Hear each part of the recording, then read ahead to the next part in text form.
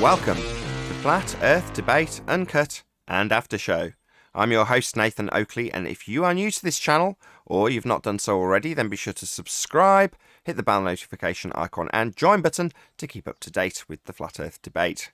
If you would like to support the channel, there is a super chat that runs alongside each of these shows while they are premiering. There's also a PayPal, Patreon and crypto link in the info box below the video. Speaking of Patreon, I'm going to do a quick shout out to all of you who do support me on Patreon. So a massive shout out of thanks and appreciation to Guns of Navarone, RMP, Troy Shuka, Bose Nail, Joseph Pizarro, Samson, Maris, Mobile Max 777, Neo the One, Lost Cat FE, Rob W, Open Minded, Reese Pound, Del West Watson, Mike, Muted, Dick Earth Skeptic, NA Literalist, Marian Elands, Unbelievable Productions, Blue Ridge Ranger, Rob H, The Real Gabster, Windrider, Liam Nedrick, Abraham Mohammed, Dave Rakia Gafford, Naibai, Adrian Quintana, Skeptic936, Life is Short, Fireball X, TheFlatEarthChannel.com, Texas Mike, Edwin Johnson, Kirsten Smith, Alexander Main, and David Wayne Foster. So another massive thank you to all of you for supporting me on Patreon. Now I'm going to raise the mic on whoever is in Discord and Google so you can enjoy their conversation while I set up for today's live show. Yeah, we're done with the call. Okay. We're recording, Nathan? We are recording. Everyone got the car story. Great. Love No, it. we didn't. But that might help somebody who's in a similar situation. No, unfortunately, I've spared the audience of the car story. That's what I meant. All right, that was fun. Hey, I know why all the electrical puns happened yesterday. All the electrical It's going to puns. be a good one. Oh, is this another pun? No, I just had a night to think about why all the electrical puns happened yesterday. It's because you have such a large open panel. Right. I'll get implemented on Monday, so I probably won't. I'm not going to. Well, I haven't got anything to plug yet. I'll have to implement it on Monday. Plug yet. Very nice. Yeah. You're still at it. See, you're doing it. Inadvertently doing it. I'm not intentionally doing it. Yeah, that was good, though, wasn't it? Your plug it. That was perfect. But in all seriousness, I'll promote it on Monday. Once I've No, I actually got don't the need link. you to promote it. I'm just saying it between us. I don't care. I got so many puns. I got some on the shelf. I don't need any more plugging. How's that? Nothing will ever beat the beer pun day. I'm sorry. That's top of the line. Best pun yesterday was Brian's by a mile. Yes. Was it the current one or was it the polar opposites? So I said, I just want to get your ideas on whether or not it's a good or a bad idea. And Brian said, well, there's pluses and minuses, or positives and negatives to it. That's right. That was great. Oh. Everybody jumped in on that yesterday. It was fun. Which is good, which tells me all I need to know. Which is that it's obviously non-offensive to people who aren't in opposition to me in the argument, because they'll pick on anything. It'd be hard to pun with a ball. I got something with flat Earth. Okay. Because my son's throwing his 2 points in the sky on me again. He's driving me crazy. Oh, he loves to beg hemispherical I really questions. don't know what he's talking about. Yeah, he loves to beg the hemispherical question, doesn't he? Well, he's saying that it can't happen on a flat Earth because somewhere they're going in opposite directions. They're not. They're All all of the going east stars to west, always, rise correct? in the east and set in the west, without exception. The only one that doesn't is Polaris. But all of them, no matter where your location, all do the same thing. But he's saying there's a point in the sky where they're not. They're going in the opposite direction. Well, just ask him to show you then, and then just laugh at him when he can't. Go on then, show me them going in different directions. They're not. Yeah. They're not. The rise in the east, even the set in the ballers west. come on the show admitting to it. Saying it doesn't So why work. are they saying it though? Oh, because he wants to beg the hemispherical question. Not working on a flat plane is saying the only alternative is it must work on a sphere. Now, that's a little Weasley way of working your claim into a non-claim and putting it as a burden of proof reversal fallacy. Well, fine. You can point that out if you want to. But number one, say, okay, show me. Let's see them going in different directions. They don't. And then point out that, how does this prove a sphere? You're saying it disproves flat. Well, how does it do that? And the only thing they'll ever, or your son will ever be capable of doing, is begging the question. If I'm on a sphere, then it must do it this way. Well, you're just assuming your outcome. And he'll just use the word Yeah, that's what hemisphere. he said, and that's what I said. Exactly. Now, Jazz is another one. He claims that his helicopter is connected to the Earth while it's hovering. Then you have no Coriolis, correct? Yeah, that means no Coriolis deviation then. It sounds so absurd. You're telling me you're hovering, but you're connected right to the Earth. That's stupid. Helicopter's Yeah, connected he's to arguing the because Earth. he obviously is acutely aware that there's no Coriolis drift. Earth's not turning underneath his helicopter. So he needs to still assume that Earth's spinning. Well, he's saying Earth's still spinning and I'm spinning with it while I'm hovering. In spite of the fact we're supposed to have Coriolis deflection, which there wouldn't be in that scenario. He's been at it for a long time, because I heard an old one of you guys. I think you played it a few months ago. He's been in the arena a long time. Ask him, if you were watching a football game from your helicopter whilst hovering, would you be capable of observing the Coriolis deviation detailed by Neil deGrasse Tyson, i.e. the ball leaves the ground and the Earth turns under the ball? Are you saying that doesn't happen under your helicopter?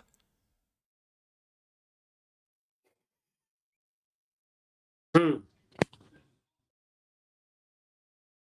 And the answer is no, it doesn't happen under the helicopter, it doesn't happen under the ball, it doesn't happen under anything, but it is still their claim that it does happen when it doesn't. That would be Coriolis drift. They claim Earth has Coriolis effect. There isn't any. Earth doesn't have Coriolis effect. Nothing's drifting away at 15 degrees an hour, including helicopters. And when you point that out, they say, we wouldn't expect it to. You're like, yeah, you'd expect 15 degrees drift. That's your claim. This is too funny. They got an astrophysicist saying Earth's turning underneath the football. They got Jazz saying his helicopter goes up and Earth is not turning underneath his football. And then when you ask them, is Earth turning? They say, yeah, Earth is turning. Violation of the law of non-contradiction. Having these two positions in their head at one time is driving them nuts. It gets worse. If it gets severe enough, they contract Coriolis virus and then start under the premise that we are asserting Earth should turn underneath things when that's their claim that just doesn't happen. So they'll tell us, you and your reference frames are ruined. What reference? I'm not, as a flatty, I'm not claiming any reference frames. I'm debunking your claim of them. But you're going to tell me mine are debunked when it's your claim of 15 degrees an hour Coriolis effect. Yeah, nice one. The fact that it doesn't demonstrate itself anywhere ever is why you're telling me the claim of reference frames, 2 of them, and Coriolis drift is debunked. Yeah, well done. Welcome to Flat Earth. You on the globe side need to appreciate that you're actually claiming you do have drift, though, in spite of the fact that you just justify why you don't when it's your claim that you do. Well, that means they've contracted globiolus.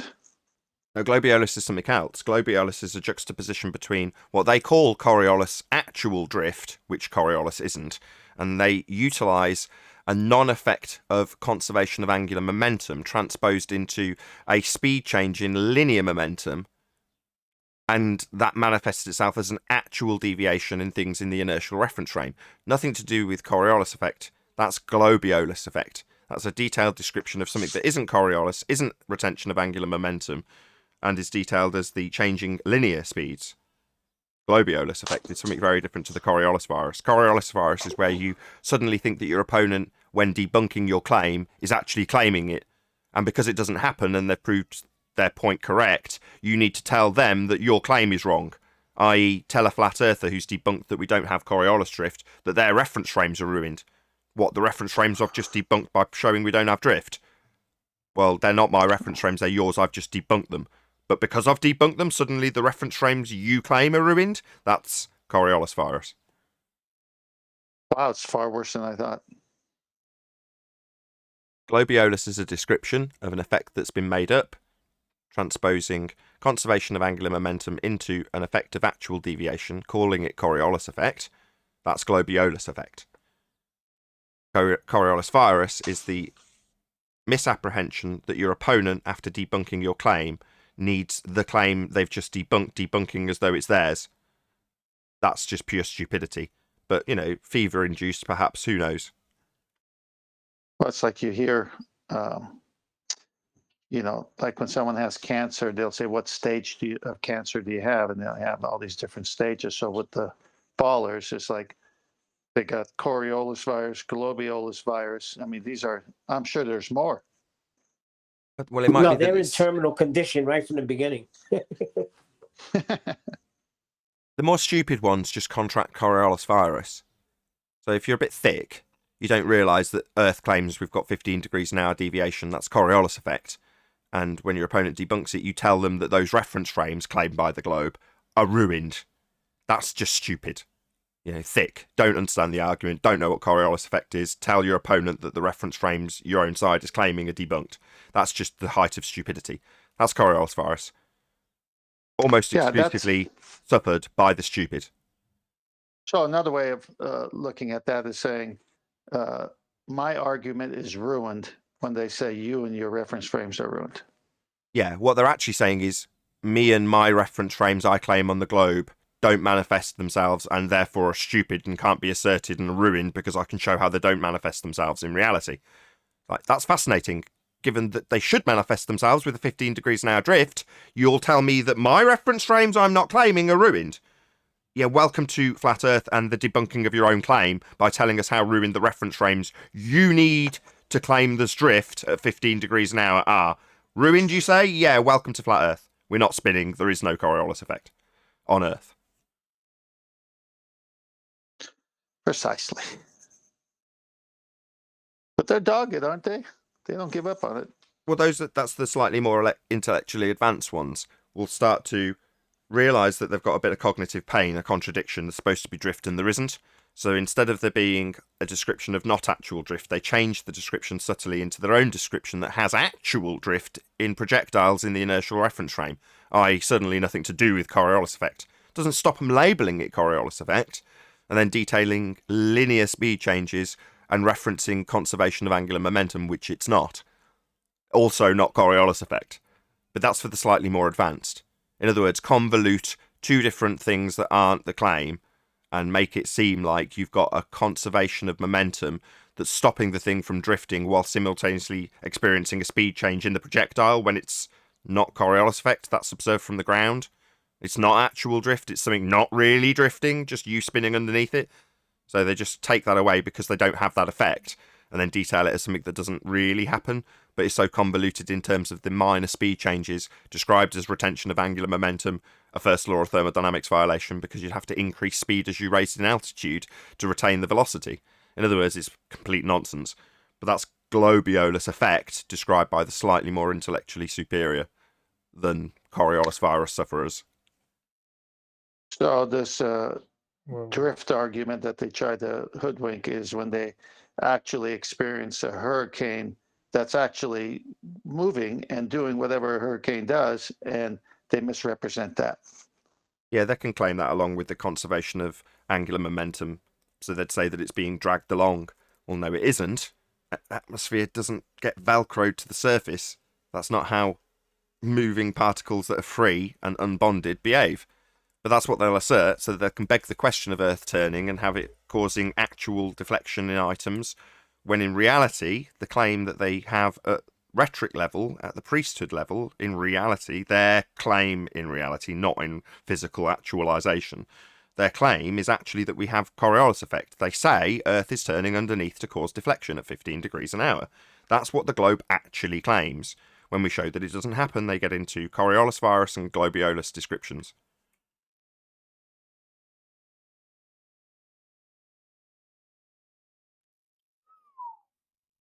It's a right mess. It used to be far more messy than it is now. I mean, that was, 3 minutes to concisely pull apart both our position, the claim position, and the trench level position all at once. 3 minutes. It used to take 2 hours of debating. I Yeah, remember. go back to Miley Cyrus.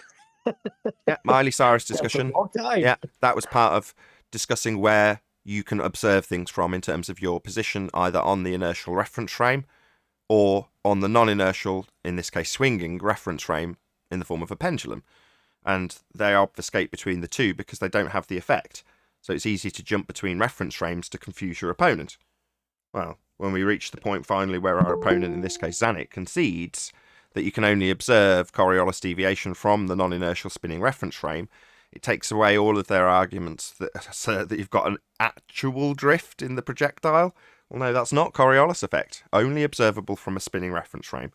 As you turn underneath something, it seems to drift. That's Coriolis effect. So anytime they start detailing how the projectile's actually being affected, or how a hurricane's actually being affected, that's not Coriolis effect. Hey, Aaron. Hey, Arwin. Hello. Hi, How's it guys. going? Good show? Thanks. Yeah, it was amusing.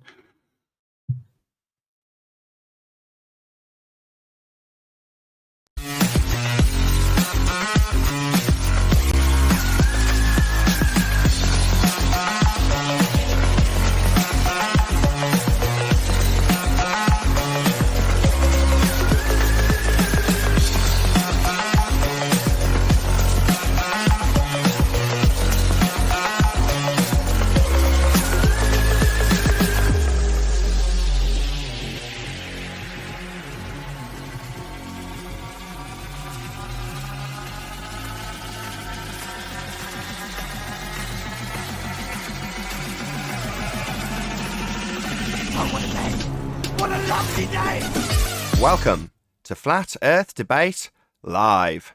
I'm your host, Nathan Oakley, and if you are new to this channel, or you've not done so already, then be sure to subscribe, hit the bell notification icon, and join button if you'd like to become a Nathan Oakley 1980 channel member and keep up to date with the Flat Earth Debate. If you would like to support the channel, there is a super chat that runs alongside each of these shows while they are live, and there's also a PayPal, Patreon, and crypto link in the info box below the video. Most importantly, if you'd like to join the discussion, simply mute the page you are currently watching, then click the link in the info box below this video to join the panel and express your views on the nature of Earth. If you do join, please don't swear. If you do, you'll be ejected, and if you are, please don't try to rejoin the stream using sock accounts. You'll be warmly welcome back on the next stream. Please also share the show on social media. Sharing the show obviously increases the live audience, but this in turn increases the chances of a more diverse panel, so please share the show on Facebook and Twitter. One last time, if you're new to the channel or you've not done so already, then be sure to subscribe, hit the bell notification icon and join button to keep up to date with the Flat Earth Debate. Now, we are joined by 10th Man, Irwin, Neil, and a whole bunch of people in Discord, so welcome one and all. Hello, Happy hello. Friday. Good afternoon. Hello, good afternoon.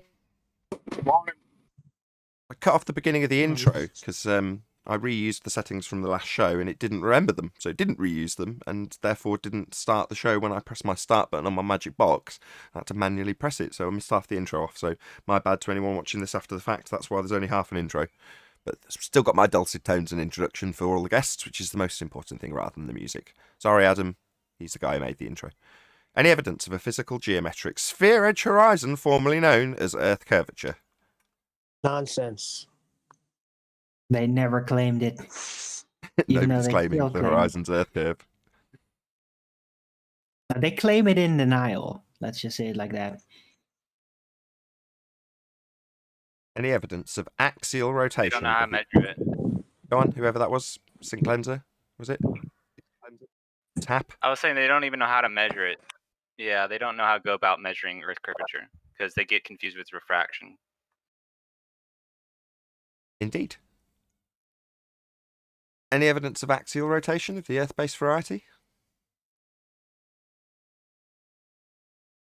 Nonsense. No.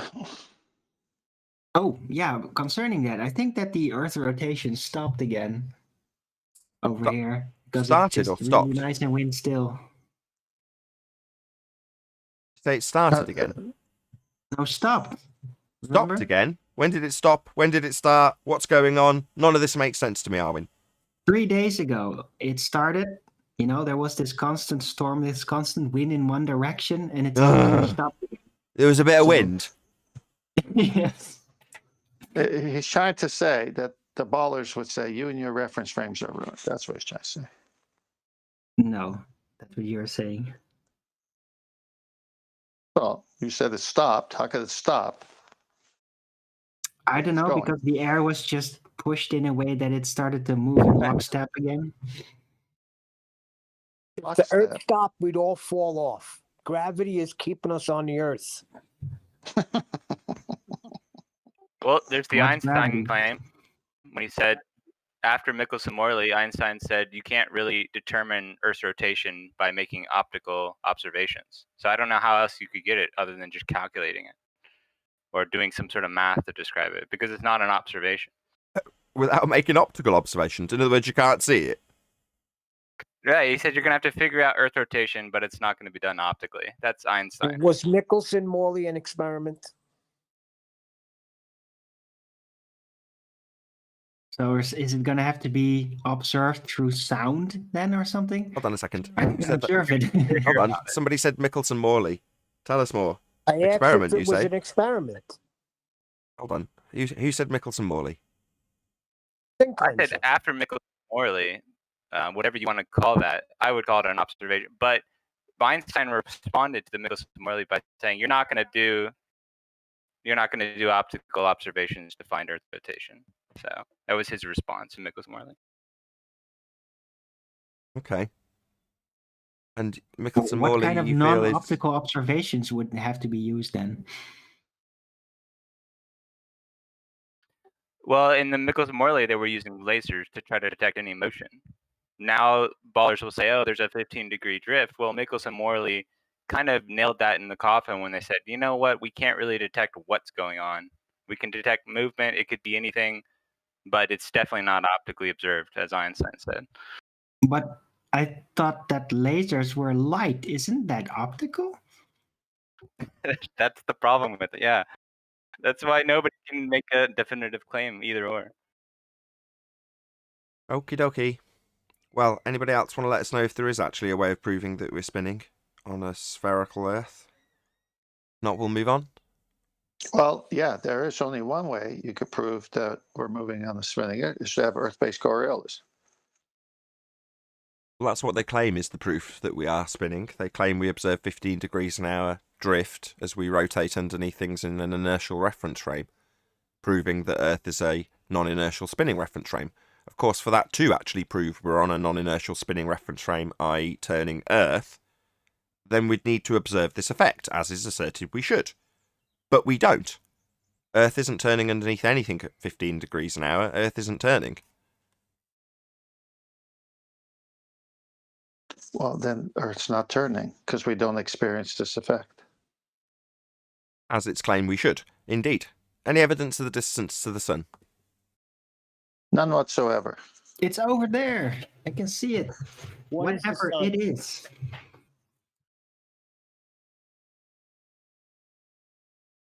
Anyone at all? Distance to the sun?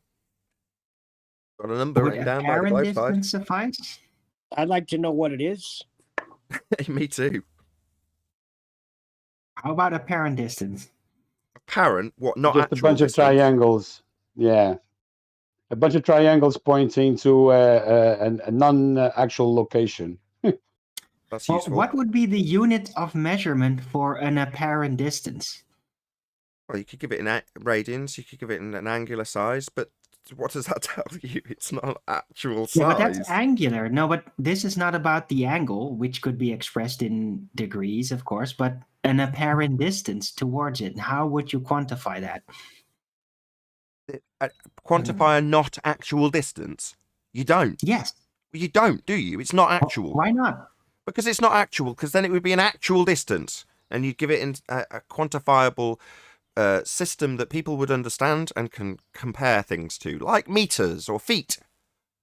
Right, but those are actual distances. Yeah, so that's what I would be just the said. Quantification for a not actual distance. Yeah, well, you don't. God, it's going Why in not? circles. I'm glad it's Friday. Because it's not If you can actual. do it with the angles, right? With a non-actual thing, then why not a distance? Because that isn't actual. It's not actual. Get with the times, Nathan. Sorry, have I not got the imagination for this? Well, I don't either. I'm trying to figure it out. Is there a possibility for a quantitative approach to an apparent distance? Yeah, you need a scalar. Right. Do you know what they use? They use parallax. Based on something, though.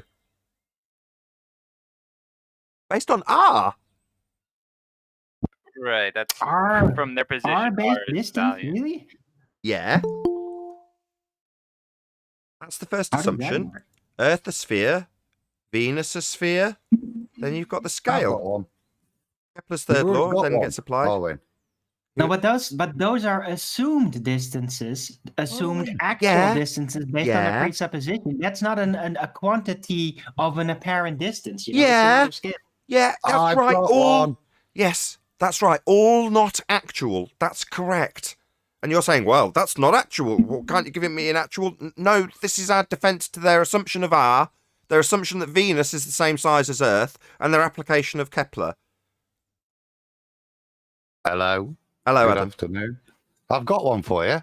It is an assumptive unit. It's called an astronomical unit. That's based on R.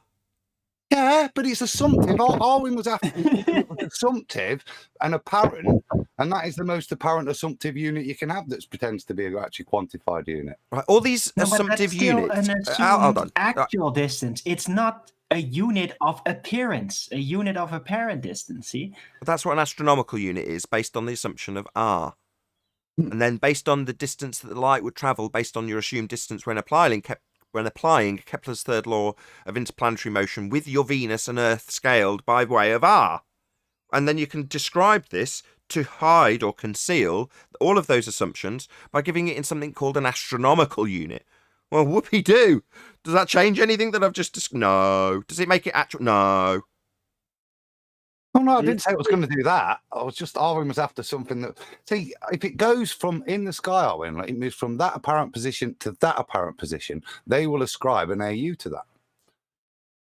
AU. How would you do it? Hold on. No. AU is another way of giving it another term, the astronomical unit, right? So it's, vaguely defined.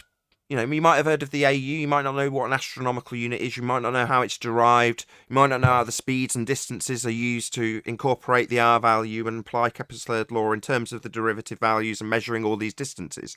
Now, if you don't know that and someone just says, well, you've got an actual unit, they just lie, and they say an AU, it's a bit like a mile. Right, Adam? Exactly. It's not, though, is it? No. Yeah, but it's still not. It's not exactly what I asked for because that's still an assumed actual distance. See, it's an assumed actual distance based on a presupposition. Now, I was asking for a quantity of a unit of an apparent distance, not an assumed actual distance, but an apparent distance on itself. Well, that's what I'm saying. That's what it's giving you. You've got Venus in this position and then Venus in this position the next night, they're both apparent positions, but you will then say that it's moved so many astronomical units. But it's all apparent. It's then backworked like that to give it some validity, but the initial measurement is apparent still. You're too fussy if that's not good enough for you, Arwin. No, but because it's not the same scale. It's still an assumed actual. It's measured in actual distances that are assumed. Right, you are never going to get. That's different from an apparent distance in on itself. So you can't measure an apparent distance through actual distance, right? Yeah, that would be cheating. You're asking for the impossible. For the unit of the apparent distance on itself. The unit's imaginary. It's not based in any. It's got no validity. That unit. It's based in R, which has no foundation. I'm starting to get a headache. You know you're asking for the impossible, and you want to drag this out forever, are we? Right, let's just draw a line under it, right? Okay. Get one from the other. Charge. Quick shout out to Godzilla37. He says, "Did you guys hear Miggy and Dr. Faulkner debate yet?" No, I did not. Anybody else? Miggy and Dr. Faulkner, Danny Faulkner.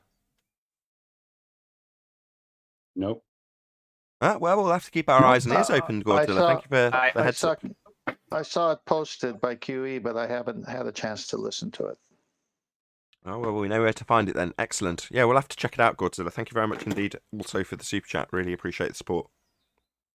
Any more on the distance to the sun? Not you, Arwin. Ah. Apparently, well, apparently not you, Irwin. how about just 3 apparent units? How about it's 3 units away? Yeah, you can do that arbitrarily. Yes, that's fine. Yes, you can do that arbitrarily. Yes. Do you mean an AU? Well, that's what they say that they do. Don't tell him what's going on, Adam. Yes, you can do that. An apparent unit, right? Oh, wait, that's also astronomical unit. Well, I'm going to call it an apparent unit just to make it more complicated. You can call it an Irwin unit if you like. It doesn't make any difference. It's completely arbitrary. That's a good one. Yeah. Arbitrary and not actual. Arbitrary, Irwin, actual, astronomical. It's all good. Astronomical isn't actual. Oh, we're stuck here. We're stuck. It's like a record that's got a groove missing. Let's move on. Can I say good morning? You can, Chocolate. Yep. Morning, Chocolate. Was someone trying to get a word in? Was it Synclenser? Were you trying to get a word in on this from Discord? Go ahead. Well, the distance of apparent, because they do just look at the sky and say, okay, this is, we can maybe calculate this. But from what I understand, they have 5 different apparent light sources. Like they'll talk about Clio, which is like a minor planet that we haven't seen in well over 200 years. They'll say all of this reifies our mathematics, but nobody's actually even seen these things for well over 100 years. So it's kind of hard to even prove with the math. But it's all just based on observations and reification. Even if you could see it, and instead of us not seeing Clio for a 200-year period, it was there all the time. Who cares? Does that make if you've got 500 of those observations, does that make any of the distances actual? No. Right. So exactly. So they're using more different things that they've seen in the sky to reify the math that they are trying to support. But the things that they're reifying the math with haven't even been seen. So it's just strange. Yeah, if you've got more not actual distances, then your reification of it into physicality makes more sense because you've done it more often. No. Having more not actual distances doesn't suddenly make your claim of these distances based on Venus being the same size as Earth, based on Kepler's third law of interplanetary motion being applied. None of that makes any of it any more accurate. It's just a way of convoluting it down to the point where people don't realise that. Actually, yeah, absolutely. How are you going to test that? How are you going to see it? Oh, hold on, Adam. Go ahead, Synclenser. I was going to say, yeah, and that's true, because they're using things that haven't even been seen by any astronomer in the past 2 centuries. And who knows that they even saw them to begin with? But they're reifying the math and doubling down on things that we can't even test for ourselves, even if we wanted to make the observation. That works in their favour. That works in their favour. So if your argument stacks up in terms of the way they would want it to, you say, well, you never even get to see this particular Clio subset dwarf planet, whatever you're going to call it. You don't get to see it. Well, then you're into arguing about how their maths would apply when you do see it. But their maths doesn't apply. It doesn't give you actual distances. They've made assumptions along the way. None of those things change regardless of what they show you. And if it's put into a context where you're unlikely to see it for a prolonged period of time, that means what? You're less likely to realise at that stage that the maths isn't what it presents itself as in terms of its actuality not being true.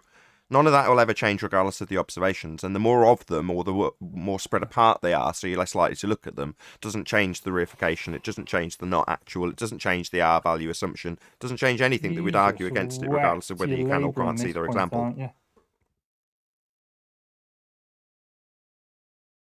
I completely agree. Adam? Yeah, I think you clarified it for me. I think what you were saying then is that even with the maths, if you, even if you allowed it, the thing that actually supports the supposition, which are some of these other ones, which apparently validates it works even in the model, they don't have the validation things for the model. Apparently, these stars have disappeared 100 years ago. Is that what you said? So Even if you did Sure. beg the question, they don't have the validation to back up what they're begging. Apparently now, since we've had decent telescopes, you can't see the star. Exactly. Validate. It's akin to Yeah. saying, right, the horizon will be at this particular distance based on Earth's geometry and obscure things into the distance. And I turn around and say, owing to smog and fog, we haven't seen a horizon, a distant horizon, as opposed to a wall in the way, in 100 years. No one gets to see a horizon anymore. It's never clear enough. Well, would that somehow mean that if you got to see lots of horizons, it would reify the physical sphere edge into existence? No. No, but I could argue with you about if we did see it, that it would mean that, couldn't we? And that would distract you. Exactly. And then we could go through the maths. Let's move on. Should we move? Any should we evidence move of- on from this? Go on, vacuum. I said, should we move on from this? It's taken 20 minutes to I explain. hear you all these mumbling. I'll simple just turn you up a concepts. bit. One more Having time. trouble with 20 minutes on a subject that destroys a claim of the ballers. Hold Is that on, what you're 10th. saying? Just one more time, vacuum. No, 10th man just did summarize exactly what I said. Oh, my bad. Do you want to repeat what you just said, 10th? Sorry. Yeah, he wants to move on because it's been 20 minutes on this subject, destroying a baller's view. I see. Yeah, it's really boring. You've laboured this point. Oh, my bad. The destruction of your fake globe models, not boring to us. Apparently not to you either. That's why you're here. Yeah. Well, We was quite enjoying ridiculing the ridiculousness of your model and how it doesn't work, but I can understand why you might perceive that as boring, but Ridiculing? You mean joyfully playing around with it? well, Yeah, having the intellectual challenge and enjoying it without the delusion of trying to reify it into actual reality. Okay, let's not pounce on him too much. He's perfectly entitled to be bored with the subject. It's his own Thanks, view. Nathan. Let him off the hook, okay? Give him a break. but what should we discuss then? Thanks, Well, we'll Nathan. move on with housekeeping. Any evidence of the Okay. R value that this is all based on?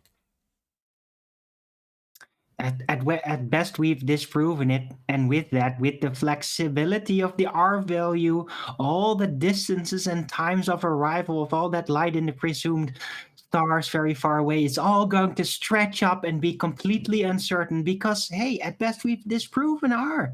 So, yeah. Your Well, 50 astronomical says that distances and sizes it's are just all a getting bigger warped sphere. Hold on, now. Owen. Go ahead, George. Say again.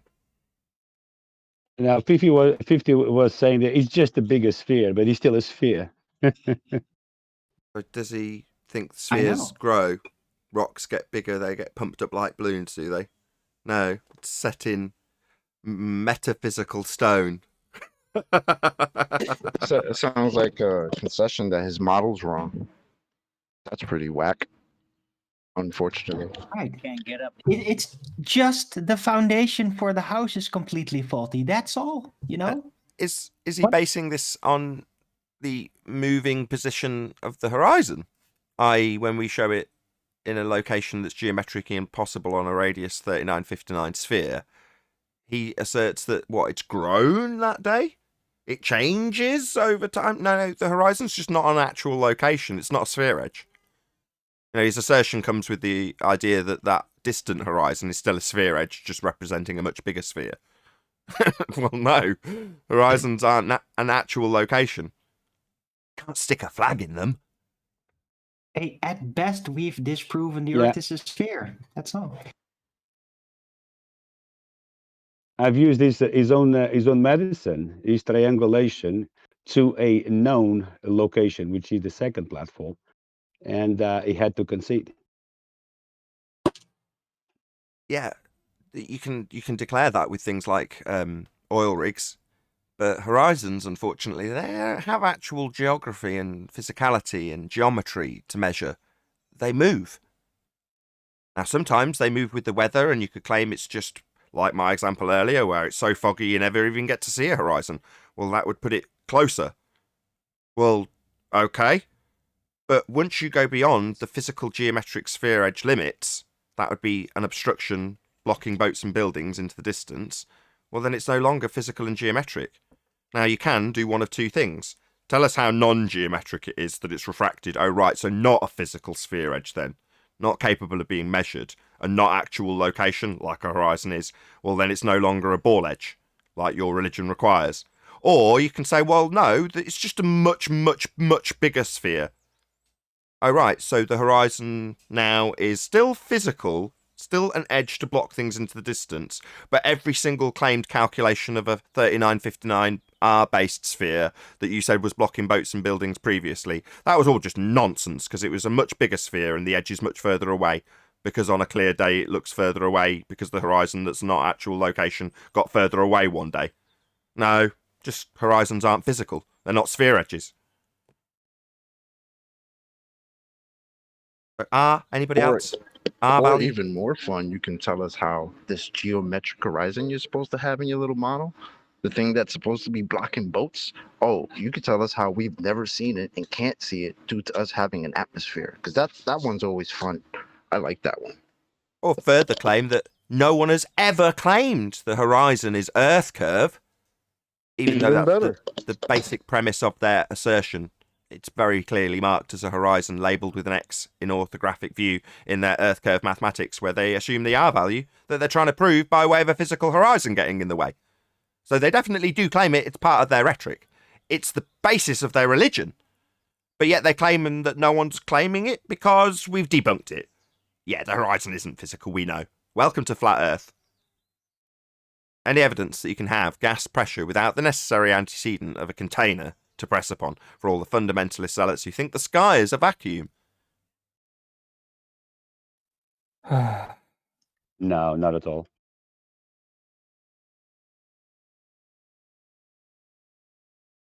That sounded gas pressure to me. That's high. You can't Sounds have like gas pressure to me. without a container. Again, George? No, that was a vacuum sighing. I think that was gas pressure right there. Yeah, you can go outside and experience gas pressure. So by antecedent-consequent relationship, you can say, well, we must have containment. If the sky was a vacuum, the gas we breathe would fill that space. I think he said his sigh. So to produce the sigh, you have to have, and the excessive gas pressure to hear the sigh, you have to have the containment which is generated in the lung, as far as I'm aware, the exact container of the lung. I think is what he was referring to. Sure. So with further containment, you can create gas pressure differentials. Yeah. But unfortunately, when you release the sigh, it doesn't stay at that pressure, does it? It equilibrates between the pressure you generated in the lung, which you expel, and the atmospheric pressure. Now, the pressure in the lung is higher and it expels. Doesn't last very long. Entropy kicks in. Right. And Show me the container. The process of equalization. I'll rip your lungs out, Neil. The process of equalization is the description of the entropy increasing. Yeah.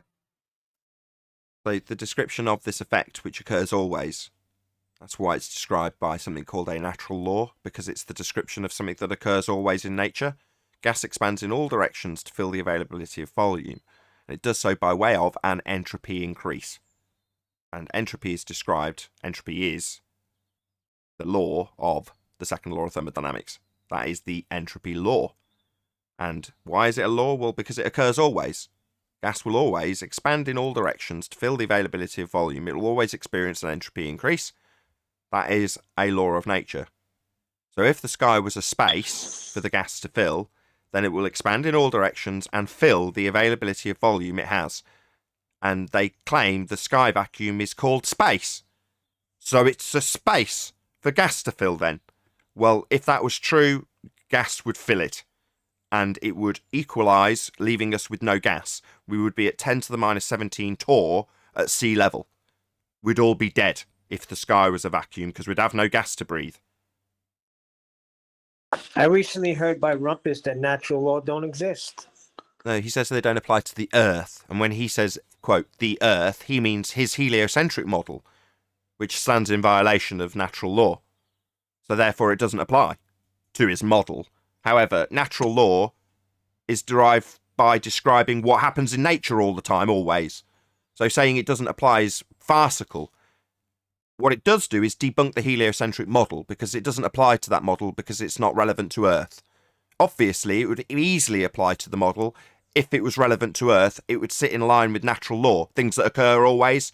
So something that occurs always in reality, natural law, doesn't occur and doesn't apply to the heliocentric sphere Earth model. Just so we're clear. Well, Can I'm I ask glad you a Adam question, cleared it Vacuum? up, because I was thinking it was the mathematical unit psi. Hold on, George wants to ask Vacuum a question. This should go well. Go ahead. When you exhale that air from your lungs, did it stay there? Are you going to breathe it in again, the same air? Or are you going to just exhale and it's going to disperse in all directions? It's different air. It's gas, though, isn't it? It's dispersing in all directions. It's not staying there, is it? Whenever I get asked the question on this, I've always got a feeling that it's a loaded question. Do you know what I mean? Yeah, it is. You don't need to answer, though. It is a loaded question. Yeah, It's no. Loaded to go off with a big bang in the face of the claim that the sky is a vacuum called outer space. Yeah, it's loaded. Okay, you can ask me. Go on. Come on, there's certainly a bit of pressure on your answer. Boom, boom.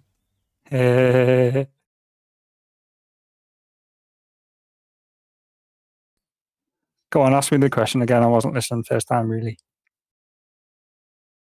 Right. You sigh. So you fill in your lungs and you exhale that air. Does that air that you exhaled stay there, or disperse in all directions? You broke up halfway through the question there, sorry. I don't know if it was my connection.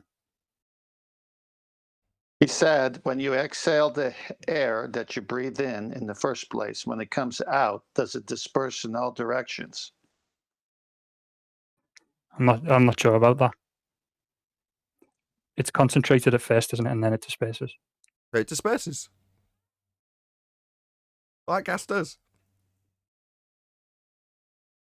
Yeah, Yep. that's what gas does, yes. By nature, that's what gas is going to do. Disperse. Yep. Yeah, so the sky's not a vacuum then, because the gas would disperse. Whoa, that's a big jump, isn't it? No, Because I breathe out and it disperses. not a jump the at sky all. is not a vacuum. No, not a jump at all. The exact same statement you just made 25 seconds ago. Not a jump, the same exact statement. How is it suddenly a massive jump that gas will disperse when it's going to be dispersing into your fundy belief in space? Why is that suddenly a jump? No, gas will still do the same thing. There's some fundamental differences there, though, isn't there, between those examples? What are they? Well, size for one. Yeah, the more space you've got, the quicker it'll do it. Yeah, that's right. That directly affects entropy. Now, if you think that, Nathan, then you're very dim. So what are you saying? High pressure to low pressure. So, are you saying the size of the space increases the speed of dispersion? So we're both in agreement then that the gas will disperse into this space then? Don't change the subject. What, that is the subject. I even told you what the I asked you loaded a question and you deflected. So I'm going to get talked through. That is the subject. You were even told how it was a loaded question to preempt that is very much the subject. Now you're telling me I'm changing the subject? No. What you're doing is asking me to give a quantitative value to how quick the gas we breathe would dissipate into space. Who cares how quick it would do it? It would dissipate, wouldn't it? You gave a smart-ass response saying it would go... Get lost. Get out. You want to tell me I'm a smart-ass? You've told me gas disperses. I've given you an example how it would disperse into your sky vacuum. You want to tell me I'm a smart-ass? He's avoiding answering the question, that's all. There's no question. There's a statement of fact coming. If the sky was a vacuum, that would be a vast availability of volume for gas to fill, then gas would fill it. because gas expands in all directions to fill the availability of volume, that would be space, it has to fill. So, if the sky was a vacuum, that would be a space for gas to fill. Gas would fill it. His response, well, let's talk about how quickly it would fill it. No, you brought that up. Sorry, my the argument one. is that if the sky was a vacuum, gas would fill it. That's the end of my argument. Well, should we listen back to the recording when you publish it later? For an argument that I've made approximately 1,000 times to various different levels of stupidity when it comes to fundamentalist religious zealotry and ball belief, you want to replay my claim like I don't know what I'm claiming? Even though when you asked where this loaded question was going, I detailed precisely what I'm now detailing in summary. But you think that this has gone some other way than you were thinking it would go? Nathan, would you say ball belief again, please? Is this your response Right, you have to nothing. your sky vacuum dying? Is that your response? Dude, you're so corny. It's not even. It's not even. No, funny. You're because I really missed what you were saying because I was laughing when you said ball belief.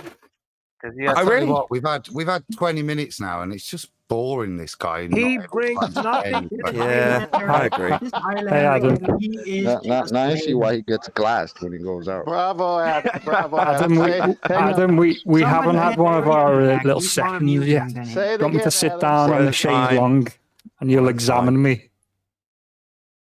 Adam, say it again. Yeah, I'm just saying, dude. It's been 20 minutes now of you not being able to answer a question, and it's boring. Can we move on? Yeah, let's move on. Perfect.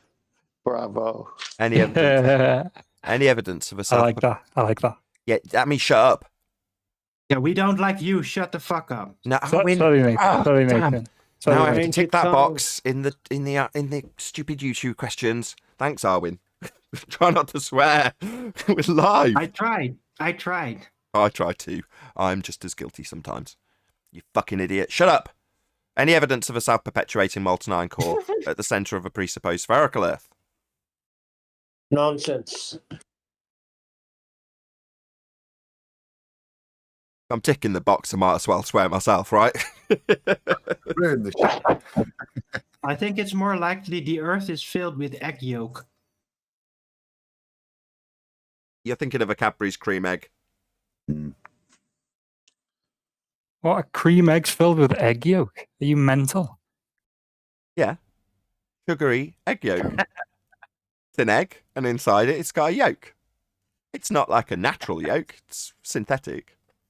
No, it's real. It's made by Mr. Cadbury's parrot laser. Well, it's real Cadbury's cream egg yolk. But we only got 18 and a It's half not more minutes on synthetic this either, is subject. it? Yeah, I'd call it synthetic, yeah. If you tasted a Cadbury's cream egg. They're not what they used to be. Definitely not. See, this is where words get you into Shut trouble, up. Nathan, I think. But you're still on the show. Come on, man. Come Well, on, it's getting me into man. trouble, what, with Mr. Cadbury? What? Who brought Biden on the panel? They used to No, be just bigger the too, didn't they? meanings of your Remember when you were 3 and you held a Cadbury's cream egg? They seemed massive. Now they're so much smaller. Anyway. Molten iron core. Two in your mouth now. I could get 2 balls in my mouth, could I, Adam? Thank you for that. Eggs. Right. Was that the last question, Nathan? No, I don't think so. Because there's something in there's 2 things in Master B, one by John D and one that I put. I'd like a comment on that. Okay, we'll rattle through the rest. Any scientific evidence of gravity? Not from Nottingham. What is it? No, let's move on. No, let's No. move on. No. Here's where you actually give your example of your claim. You have a belief, right? Earth being a ball, gravity. I'm just trying to speed through these questions you talk about every day and give the same answers to. It's not like you're gonna add anything. Do you to the believe? vacuum. Do you believe in gravity or not? I don't care if No, he believes in let's move on. gravity. I don't care. I want scientific evidence of it. Well, I know. I'm just starting off easy on him. So, does he believe in gravity? Yes Right. or no? Let's start there. In order to get scientific evidence for something, first you have to establish what it is and therefore somebody has to claim it exists, aka believe in it first, right? So all these things remain open. What is gravity? Do you believe it is there? Do you believe it has to be there? What about gravity?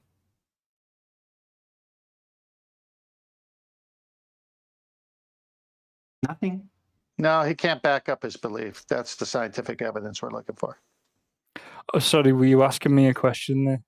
He was asking No, if you gosh, were you believed falling in asleep? gravity. That's what he was asking you.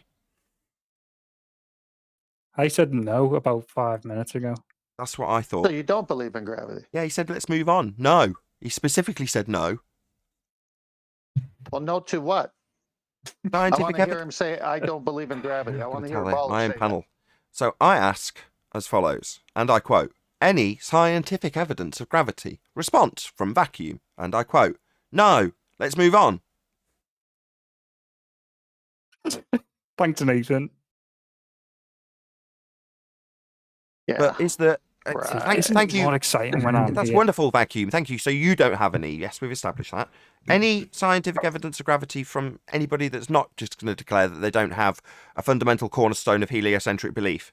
Although the fundie that's on the panel currently does actually believe in a globe, but is saying no. Nevertheless, it's still a cornerstone of fundie belief Hey, in what- globe. Any How do scientific you know evidence that? of it? How do you know I believe in it? I didn't say you did. I'm trying to hint to shut up. You've said no, speaking for yourself, one man. Now you can shut up. Yeah, I'll take over from All here right, because I can defend your ball better than you can, even though I don't believe in it. Right? So, what exactly is it that I need to find scientific evidence for, other Fine. than just the name gravity? What is the thing? The bending, effect? the bending of a conceptual medium known as space-time that caused this claim to be the uneven distribution of mass. That's what you're trying to prove with science. But that's tough because it's conceptual. We can't really interact with it. We can only draw the conclusion it has to be there because the Newtonian model is not complete. That's correct. Very concise. Let's move on. Hold on, I thought Arwin was defending it. I thought you were That's it. defending this, Arwin. That's the end of gravity. That's right. It's very Well, concise. I Let me know. get it straight. Not only does Arwin not defend the globe, he destroys it, and then the only person here currently on the globe side agrees with him. Okay, this is a strange day. How do you know I'm on the The world globe is side? strange. Anyway, it is more fun when I'm here. I listened to one of the debates yesterday, or part of it, and it was boring. You know what delusions Yeah, of wait a minute. grandeur are? Is he saying it's more fun when he's here? Yeah, he's got what is known as It's delusions. definitely more fun when I'm here. Delusions of He's gone grandeur. full Gamma Man again, hasn't he? Delusions of He grandeur. hasn't added anything. He's added his own voice. What he needs to add to make it more entertaining for him is his own voice. He's got delusions of grandeur. So when he listens back to the show that's got him in it, suddenly it's more entertaining because he thinks that makes it wonderful. No, it's just because you can hear the sound of your own voice and you think you're wonderful. I don't listen back So to the when you shows go I'm on. back and you listen and you hear how many times you couldn't answer a question or gave no evidence for your claims, do you sit back and say, I sound so awesome, not actually being able to defend my claim or my globe or anything? Like, how does that work out for you? Is that cool? I'm That gives you actually like a very warm- self-deprecating, Chocolate. They must feel very brave for trying, at least. Chocolate, it only works for them because they actually live in the Did vacuum. you hear his answer? No, I didn't hear it. He basically confessed to being a masochist. He said, I'm very self-deprecating. Ah, okay. That wasn't a very good analysis of what I Okay. said. Okay, this is wonderful. This is not a psychology session for vacuum. Right. It's also not an usually is when 80 Adam's plus here. hangout. So. Getting a bit One at a kinky time, again, please. a bit like the Vacuum. rumpus, isn't it? If he's admitting he's getting off on this. This is 12 plus, not 18 plus. That is Abuse me, I get off on slander. it. I did not say that. I said I was self-deprecating. Yeah, I didn't say I was a masochist. that's a... You're That's- delusional, you know. Oh, look up masochist. Moving on. Thank you. Any single viable hypothesis from any of the fields of astronomy, cosmology, or astrophysics?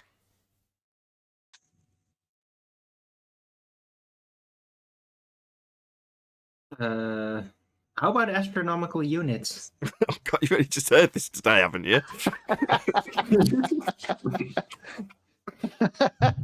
Hold on, let's see how sharp this sword is.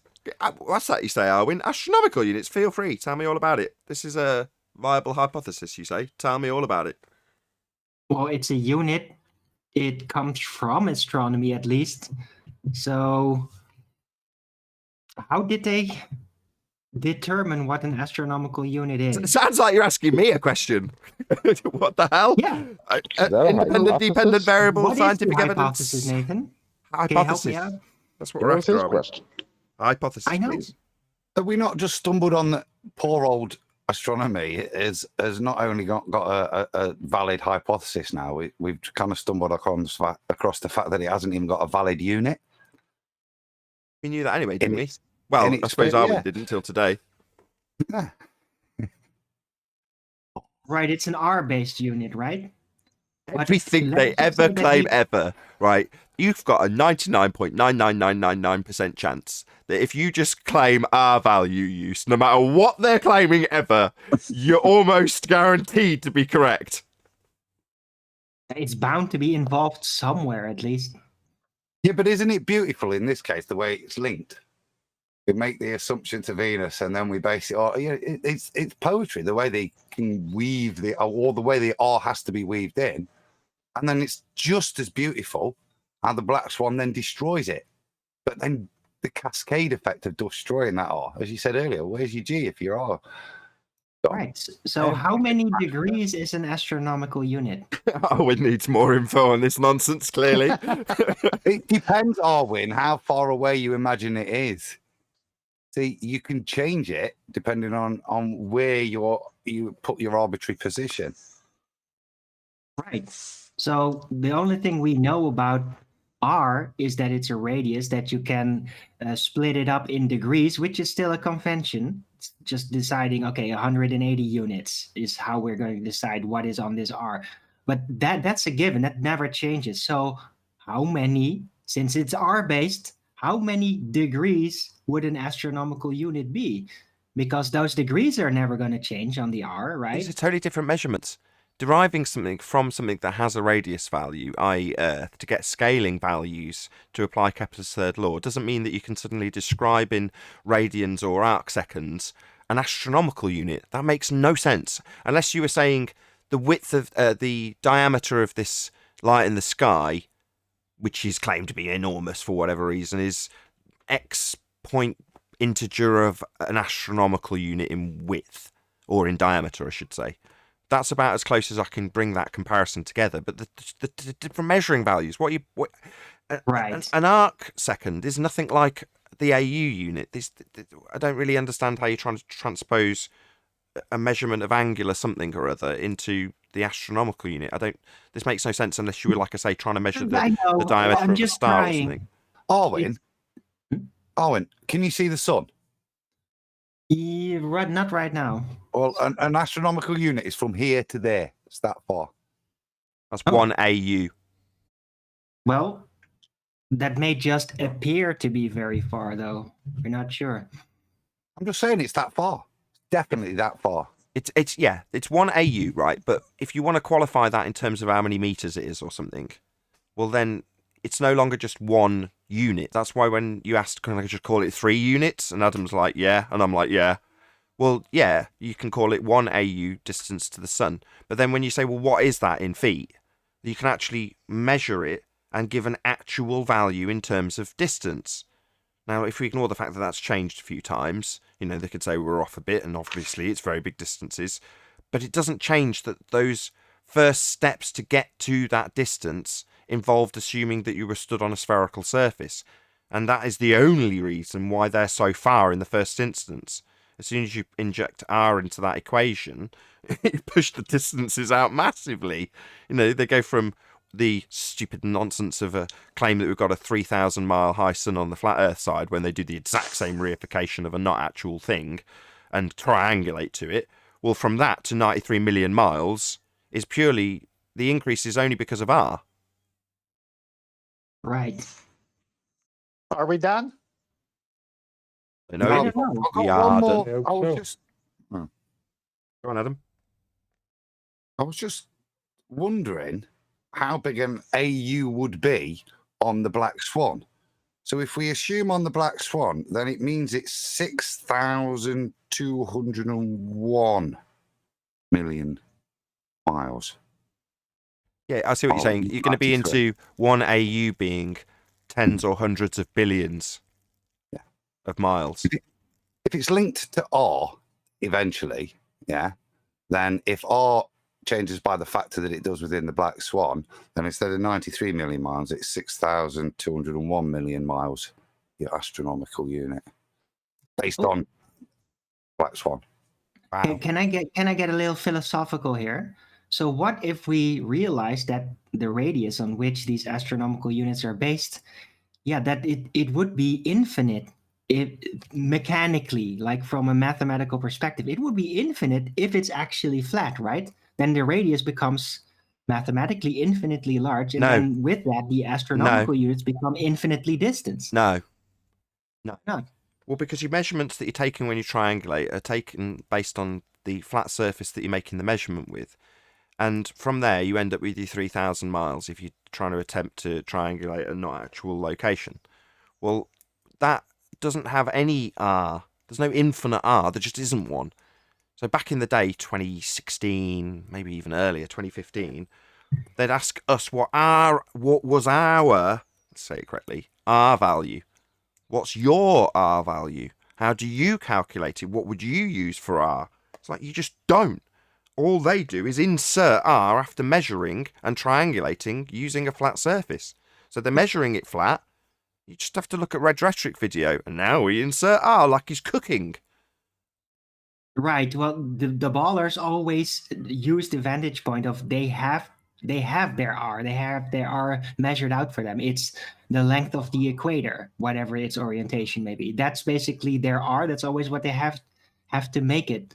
But if you just go from a mathematical standpoint and realize, oh, wait, astronomical units are based on the R value, and then, hey, wait, it turns out to be flat, right? But not necessarily disproven to be any sort of globe, because who knows, maybe we're this little dot on a humongous Jupiter-sized Earth, and then the radius would be enormous. Or maybe it gets more surreal and it's actually an infinite-sized globe, which is a theoretical impossibility. But let's just say it is possible. Then astronomical units with that infinite size of the radius would also become infinite size.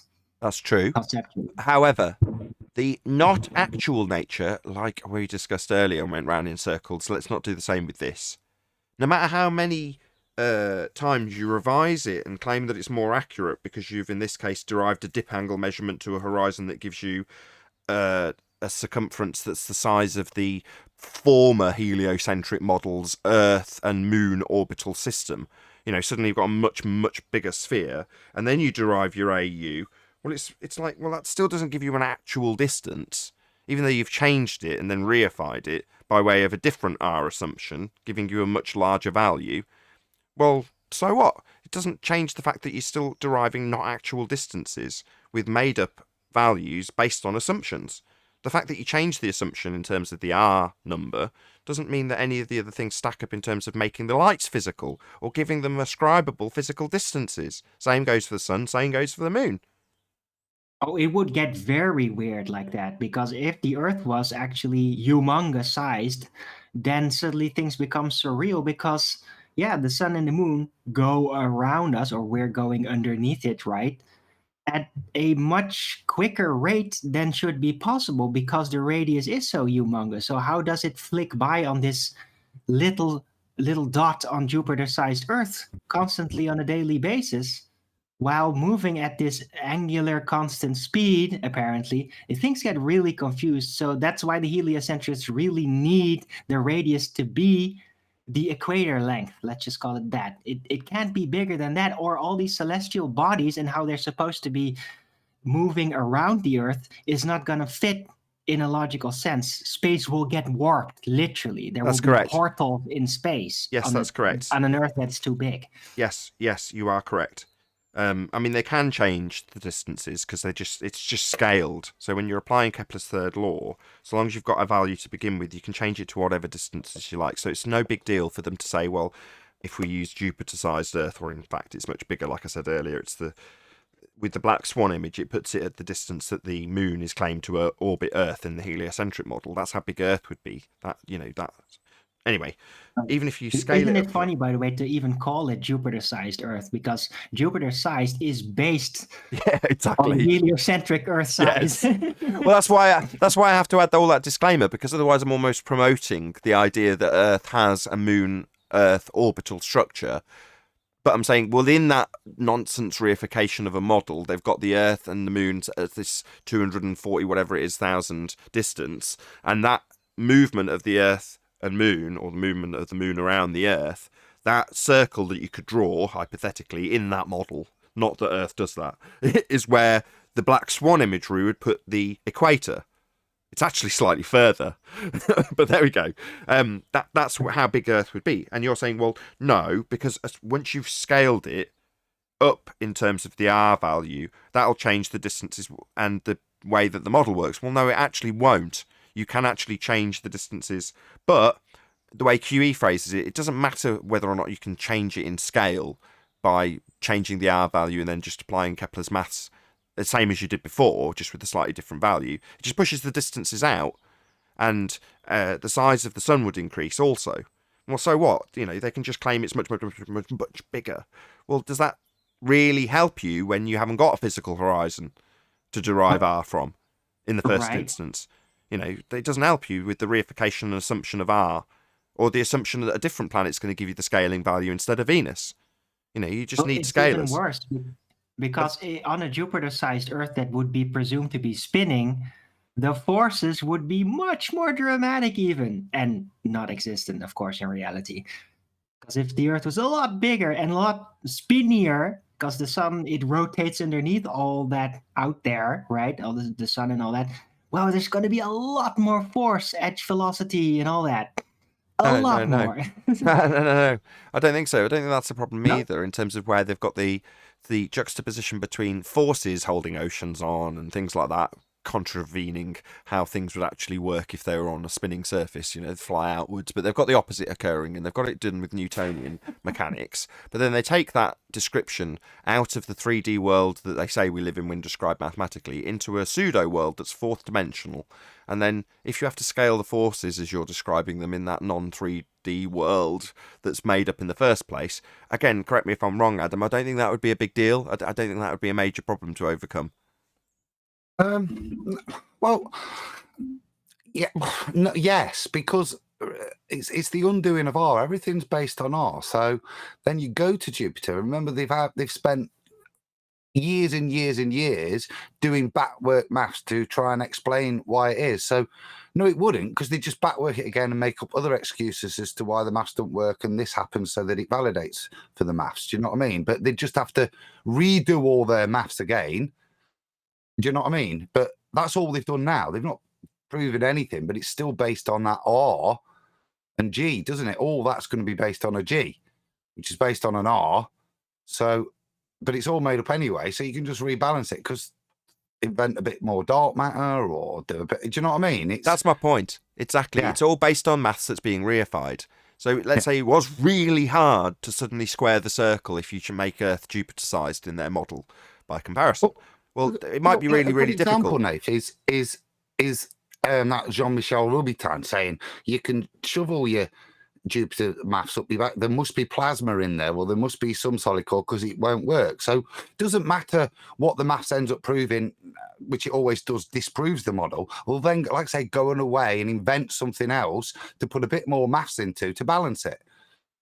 Yeah, and that's what I'm saying, and you've already made this point as well, that even if you do balance it eventually, even if it's very difficult to do, and it eventually works out in the maths, that doesn't change that none of the maths is capable of being reified into our existence. It just then works in the maths. Well, whoopee-doo. Maths is just describing something, in this case, fourth-dimensional space-time bending, and a bit, as you put it, a bit more dark matter here, a bit more some other new invention of globules that create a solution to a problem that comes up when they do it.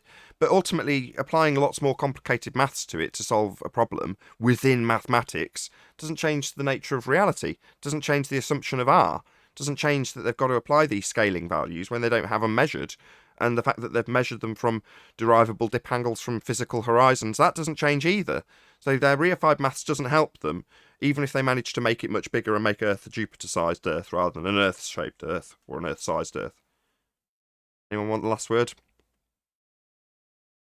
I just wanted to say it's so funny that well beyond where people will learn that the heliocentric model is just mathematical fiction in its own right, people will still know through very early and basic conditioning and overexposure that Jupiter is many times bigger than Earth, even though they will know that it is completely fictional, it's just a light in the sky. They will always probably remember that Jupiter is supposed to be a lot bigger, just by sheer overexposure with the heliocentric model. A very good point, because it is just a little dot in the sky, but yet when we describe it we have to be careful about our wording, because people will naturally reify it into this giant rock that's bigger than Earth. You're like, it's just a little dot in the sky, right? With that, I'm going to say, if you are watching this on either Nathan Oakley 1980 or Nathan Oakley premiering streams, then stay tuned, as there will be an after show to follow. Unfortunately, if you are watching this live, this is where we bid you farewell. A huge, massive, enormous thank you to all of you who smashed the super chat, liked, commented, shared, subscribed, and all that good stuff.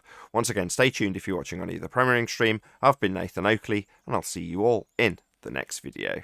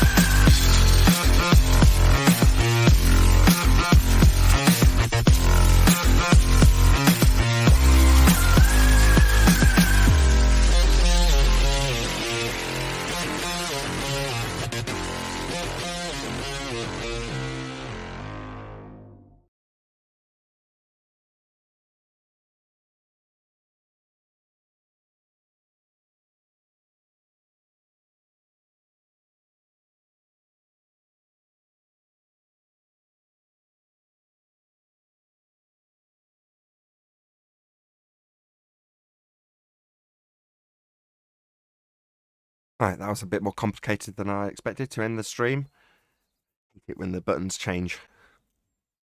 Buttons change? Yeah, for some Which reason buttons? it didn't remember my settings, so I've got it set up so that when I press a button on my little stream deck, it starts the live stream as soon as I press that button. Whereas now it connects the stream to the service, and then on the YouTube page you have to actually press go live. And when you finish, I can never remember which order I have to do it in, because I don't often have this problem. But you have to end stream on OBS and then go into YouTube and press end stream on the stream in the service on YouTube. So just complicated, isn't it? It means there's a little gap at the end of the show, which is irritating. But there we go. Anyway, all done. We're back on the after show now.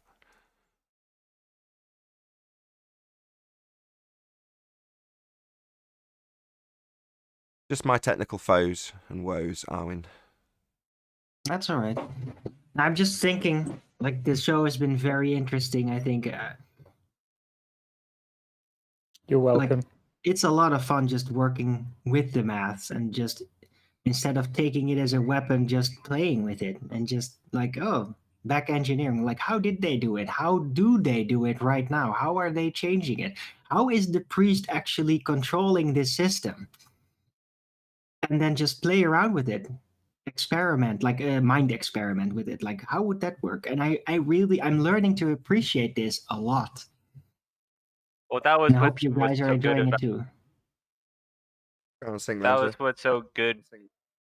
Right. When QE was asking Rumpus, hey, solve Einstein's field equation, it wasn't just him saying, I know you don't know how to do the math. It's that if you ask any baller, none of them know how to do the math.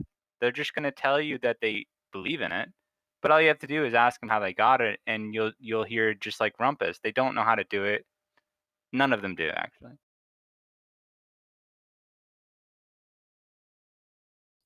But the maths is Yeah, irrelevant for most ballers. You mean isn't the it? Einstein gravity math, right? That they can't unify math that makes Newtonian up- yeah, gravity with that Einstein math. gravity, but they just believe it has to be possible. That's what they're holding on to, or they're waiting for somebody to find out another type of gravity that'll connect the both or replace it and be better. But yeah, how do you do that? Been on But people's, you're on forgetting, aren't you? mathematicians' You're minds talking alone about this probably for a maths, very long. and you're getting them to prove all this maths, and you're saying the ballers don't understand the maths. But there's much more compelling evidence that you've got to overcome, i.e., we've been into space. We covered this earlier, though, didn't we? If the sky was a space for gas to fill, gas would have filled it and we'd all be dead. So if space isn't real, they haven't been to a fake place, because if it was real, we wouldn't have any gas to breathe. So no, men haven't been to space. That Space is argument fake. doesn't hold water, Nathan, with anybody. No, space doesn't hold gas pressure. Yeah, not water, gas pressure. You've got to overcome the fact that we've been to space. That's the same argument. Space is fake. If space, the place they're claiming they go, you don't, was real, we'd all be dead because the gas we breathe would fill the space. Maybe ignore it and just tell me that you know men have been to space, even though you've never been, and the place violates the second law of thermodynamics because gas would fill it. You know, you breathe out, gas equalizes. Your No human sky being has vacuum ever been to argument space. doesn't stack up to anyone. That's what's called a hand wave dismissal. Now, while I know you feel you can speak for everyone when you say it doesn't stack up for anyone, but that's just you and your hand wave dismissal because you haven't responded to my claim that involves natural law, second law of thermodynamics, and gas expanding into space, and that debunking the claim that you've got men travelling to a fake place. They're not. It's a fake place. Gas would fill it if it was real. We'd all be dead. Okay, Nathan, yeah. It is a hand wave, I apologise. But we've been over this ground so much, haven't we? It's a big waste of time. So that's another hand wave then. We've been over this. Well, yeah, we've been over it, and at the end, space is fake. Men aren't going there. That was your most recent claim. So no, we don't just know because men have been there that you've seen on TV. No, they're not going there because there isn't real. We wouldn't have any gas to breathe. Gas would fill it. When the price of Virgin Galactic comes down, will you be going on it, Nathan? Sorry, does that prove a sky vacuum then? No, it's just a question, an interesting question. You Right. selling campfire stories? Sorry, what does this have to do with your assertion that people go to space when I've debunked that place being real? It doesn't have anything to do with it. I'm just interested to know, if you will. I'm more interested to know why you would think men are going to a fake place, given that that was your claim about 3.5 minutes ago. You said men have been to this fake place. I've debunked it as being real. And now you're interested in whether or not somebody claiming to go to a fake place interests me? Yeah. It's a fake place.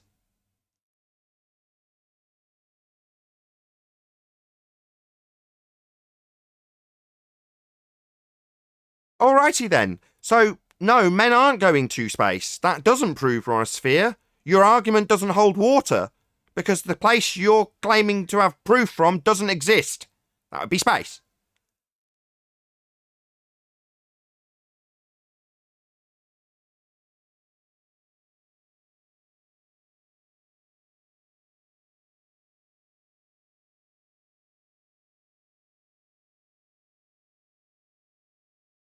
Now, it's more boring than discussing the distance to the sun and how it's made up with mathematics and reified into existence by people triangulating not actual distances to not actual locations. It's when somebody claims that men have been to space, you point out that that definitely isn't real, and then you get a long, protracted silence afterwards. I find that very tedious. No, I cut out there. Sorry, Nathan. I missed everything of what you said in the past minute. Nothing I haven't said for the last 3 years. Well, that's exactly my point. What makes you believe that they actually were up in space, besides them telling you? What made Well, you I've believe seen that they actually pictures went and up in a pictures vacuum? and videos. Saw it on TV. Yep, pictures and Really? You videos. saw the vacuum. You saw the not thing, literally. How do you know it was a vacuum? It I wasn't didn't just see gas. a not vacuum. No. No, but you can't see a vacuum. You can measure a vacuum. Yeah, You exactly. can measure the pressure, but you can't actually visually see pressure. That's the issue with gas. It's transparent. You don't see it. You don't see it, the lack of it either. So other than them telling you it's a vacuum, what convinced you it was actually a vacuum? Well, I'd have to take you up on one of your points there. Gas isn't transparent. Not all gas is transparent. That's true. That was not my main point, though. The main point is Well, your you main just got point. visuals. How Your can main you point is a bit of derive rhetoric, isn't it? information from that Yes, it was a I vacuum? agree. You can't Arwin, see a vacuum. Arwin, this is the way vacuum works, isn't it? I've got a little exposure to him now. What he does, he makes you say things until there's some minor thing within your sentence structure that can be picked upon, and that's the only conversation he brings. So you're not going to get anywhere. This is just boring, isn't it? Because the guy's actually not got anything other than distraction technique. What I don't want to happen, Adam, is I don't want to fall into any trap. So if I see an obvious mistake, I will correct it. What's the trap? You would probably do the same. What's the trap? That you may have to somehow cognitize the contradictions in your model. Is that the trap? Well, how about how you came to the belief in the first place? No, I'm not saying I could see the trap, but there was an obvious mistake there, which It's I corrected. interesting, isn't I'm not it? saying The there way was you a trap, but there describe might it as be. a trap. There's fear in you, isn't there? You're riddled with coming to face these things, aren't you? That's why. Yeah, why did you say trap? Once you step into truth, Adam, you can can I never ask you get a it off question? again. Can I ask Once you a you question? see the truth, you why see it. why So, do yeah. you psychoanalyze analyze? Why do you psychoanalyze everyone? I don't. You're just quite interesting. You're so obtuse in the way you approach us. It's interesting, and like I say, certain things like that, the way you describe it, just a conversation discussing facts. Yeah, it's a trap to you, and that, like I say, that's very interesting. The problem is, Adam, I think you're analyzing a caricature, which is quite. Well, I'm certainly not analysing. What? Are you saying you're a At character? no point in our conversation do I think I'm engaging with you in a genuine way. So there's very little point in trying to analyse it because it's a mask, it's a facade you're putting up, isn't it? Absolutely. Adam, you should Absolutely. stop Yeah, you called it interacting trap, with this man. caricature. I agree with him. The only traps here are death of globe model traps, so that's the only traps here. Are we done with the pardon me. Von Trapp family? I've There's been- two things in Master B.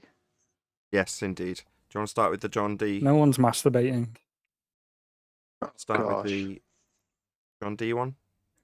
Yeah, this is from a book called Gravity is a Push by Walter C. Wright Jr., and I'll just pick up where I see it. Here is a part of a letter I received from a certified engineer. I found myself with a library card, I won't mention the university, and an awareness of the gravity problem. I went to the fourth floor entitled the Isaac Newton Collection. I soon marched around at least 3,000 volumes, some by familiar authors, and some not. Looking into many indices and scanning many paragraphs, I suddenly became aware of a great truth. I, too, am an expert in the subject because I know nothing about it other than things drop downward. After an hour, I left refreshed, knowing any effort of mine would not disturb plowed ground. The gravity hardware I built only succeeded in jumping off the table to the floor. Apparently, he didn't get it either.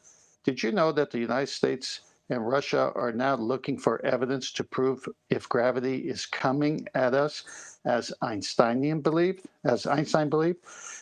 Did you know that the Martin Aircraft Company just recently spent over $2 million taking a new look at gravity? At one of their annual stockholder meetings, someone asked the professor in charge of the gravity program where his working models were to prove his points.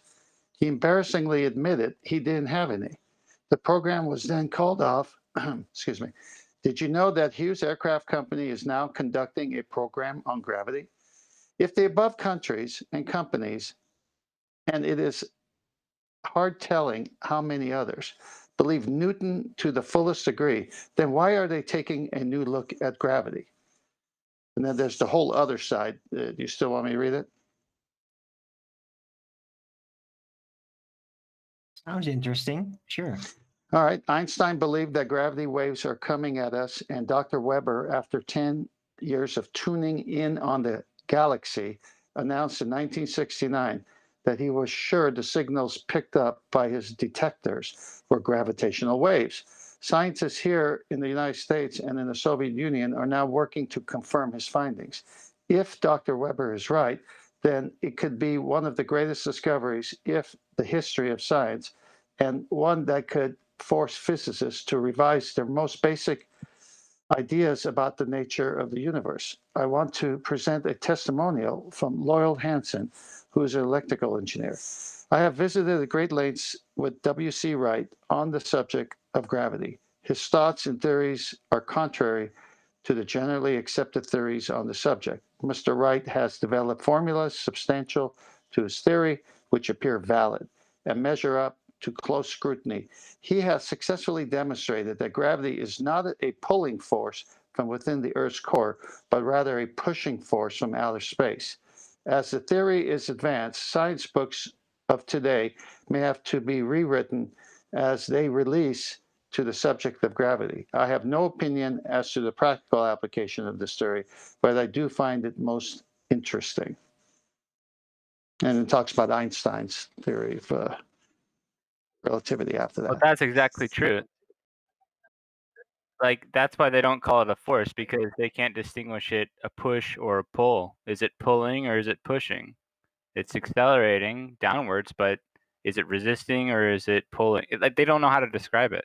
They know enough to know that they don't know how to describe it.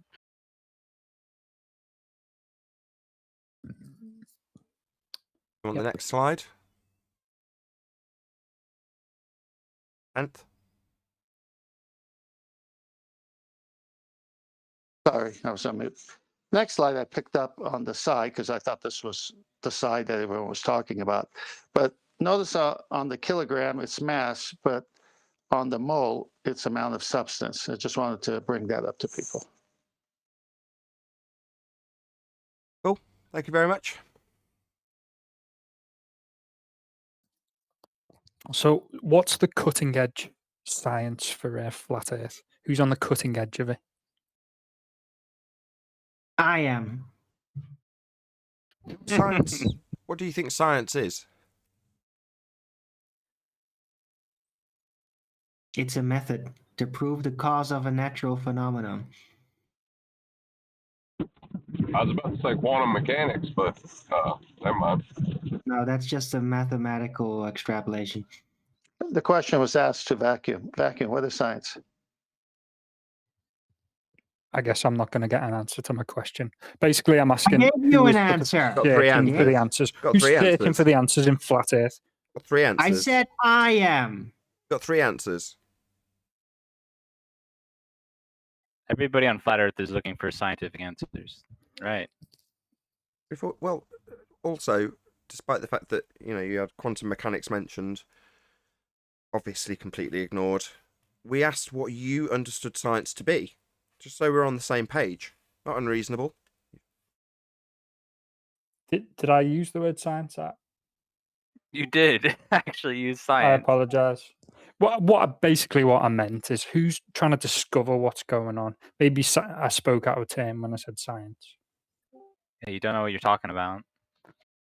What's going on with what? I mean, who's trying to discover what actually is happening? Because you talk about what isn't happening quite a lot. Yeah. Were you unaware that 90% of the Western world are under the misapprehension that they're standing on a sphere-shaped Earth flying through a vacuum? Did you? That slipped you by? It's more than 90%. Had that I slipped you doubt by? that those 9. So Sorry. it hadn't then, as you know, it's more than that. So seems relevant to point out where the vast majority of people, including yourself, are under the misapprehension that men travel to Narnia. I mean, a sky vacuum in violation of natural law. But I'm you not don't. having a go at your show, Nathan. I'm asking who is doing this. I'd like to find out because you're not. I am. So what? Arwin, ARWIGN. it's just a Flat Earth dig at- Early Bird every day for 2 hours. I am open Just a dig then. for actual science. So you're not doing it. It wasn't a dig. It wasn't. You turned it into a dig. Right. Vacuum, What you're do you just a need? weird guy. Are you looking for?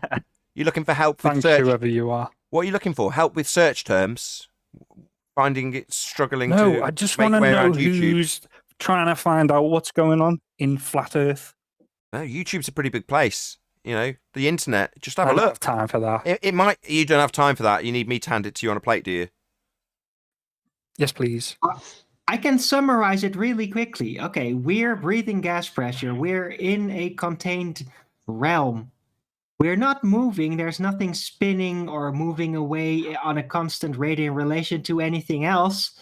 It's just gas pressure differential causing some I don't. wind and all that listen, here and there. Arwen, And that's I happening appreciate too. what So I yeah, that's appreciate the what you're trying to do situation in here. the realm. I just want That's some the names. information we have. But you're talking over it, so I take it you don't really want to know.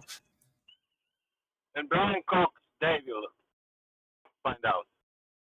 You want names? God, is that a dispatch radio? Names? Elon What? Musk and Brian Cox, okay? Yeah, it is a They're dispatch coming for radio. There goes the police. So you want names? What name's going to give you? I thought you wanted descriptions for What? how the world worked. No, I want to know who's actually forwarding discovery in flat Earth. Well, yeah, you just had one described to you then about being in a contained realm. No, I don't want to hear the discoveries. I want to research it myself. If it's So you want names for people to tell you so you can research it yourself. Well, that's not you researching it yourself. That's you getting names so they can just tell you. Right. But I have the a mission problem for is you. There's some Google things that can doesn't be bring discovered up in our realm, right? accurate Go results to a when you country type in in the flat Earth equator. because Can it you sort not, of can you not hear that follow Irwin's the depresses, talking? sun. sorry, it depresses Vacuum. flat Earth. Go Vacuum. and do it right Vacuum. now, and you'll be Can you participating. not hear him? Right? Can you not hear him talking when you start talking through him? Sorry, Arwen, go on. Right. So you wanted to engage in science, right, on the flat Earth level, do what we're supposed to be doing in Not order to progress our understanding of what we're living in. Right. Well, go to the equator and follow the sun. And try to follow the virtual equator line as presented by maps, and then see if it is, what is the orientation? Where's the sun at its highest constantly? And just identify, like, hey, is this equator line, is this actually a straight line? Is it an arc, or does it turn out to be a literal geometrical circle over the Earth's surface? Now, that's an important piece of information we need to attain in order to further the understanding of the nature of our realm. So there you go. Yeah, but you're not going to do that by going to Google Earth, are you? It would have to be a circle to return cyclically Did I every tell day. you to The go only to ship Google that we Earth? know of that's No, I cyclical told like you that is to a circle. go to the equator, to a country there, and actually do it. That's what you need to do. You want it to be part of it, right? So go. Arwen. What you're missing is I don't want to do it myself. I want to read about someone else who's done it. Okay, then wait. Oh, so you just want to whine to us? Why don't you go do something? Go do science for me to be amused by. Why don't you? Why are you all getting so angry? do it It's just a yourself? simple question. Well, we could take the information file and cross-reference it. You could see the length of the continents at that quote-unquote latitude and use that, I guess, as a baseline to double-check the equatorial circle or whatever. But I'd probably go with the equator being 24,000 miles, at that latitude or whatever. Oh, God, you're all missing my question. Hold on, Lemonbird. It's not about the length of the equator. It's about the geometrical orientation over the Earth's surface. Like, Are you Right. going in a What's perfectly straight line, or are you not What's your going in a question? perfectly straight line? What's How his does it question? actually match up? Not the length of it. I'm assuming that the length is measured correctly. What I'm is just going on? curious about the exact orientation over the Earth. But he's talking about some sort of question. Repeat your question.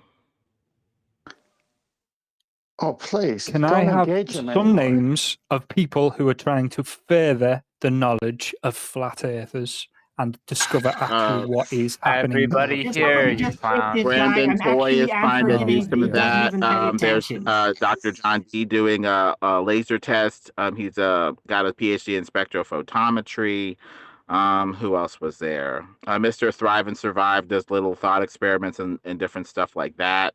Who else is That there? would be enough, I think. That would What be was enough. that? Yeah, I would take Quantum a Did you mechanics. mention a Hey, thought hold on, guys. experiment? Hold on. Fourth experiment. Mostly it's just lasers and thought experiments. Lasers, Ah, experiments, thought and experiment. theoretical. Yeah, kind of like with your Einstein Yeah, thought relativity experiment. dude, No. except over a flat Earth. Yeah, I was gonna say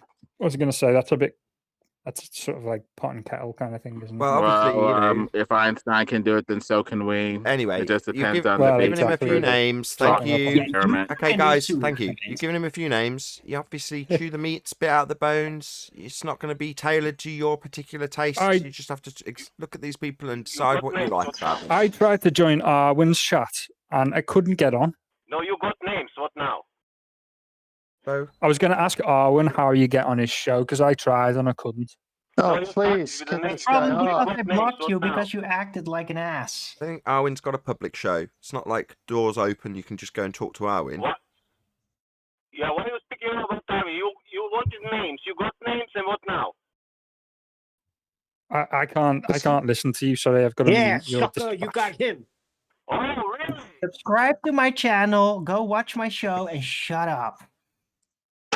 Never miss a plug Well, the main opportunity. thing is we got to Very go good, into Arlen, very optics and good. see about the diffraction limit over a flat plane. That would be real cutting edge stuff right there to see how vision would work over a flat plane and give us disappearance from the bottom up without having a hump of Earth curvature in the way. So that would probably be the next era. The diffraction limit optics and stuff like that over a flat plane, lasers and all that. Who's doing that though? The closest to that would be what's his name? Life is Short, another YouTuber. He's going into the math about that, how it would work over a flat plane, showing convergence close to the ceiling, close to the floor, stuff like that, and going through the math.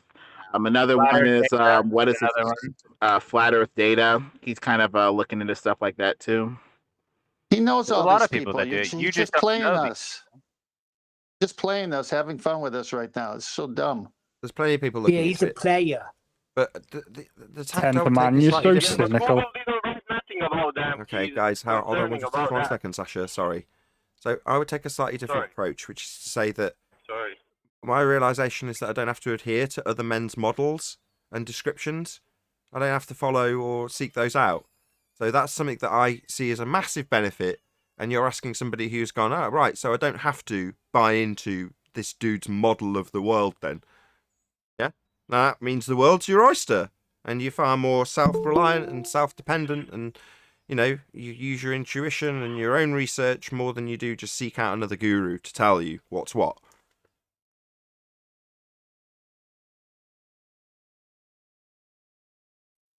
I think I understand that, Nathan. Excellent. Yep. I prefer models that don't require constant plastic surgery and that are actually viable for procreation. Way to go, Irwin. Keep your chin up. That's it. Way to project precisely what's on your mind onto my audience.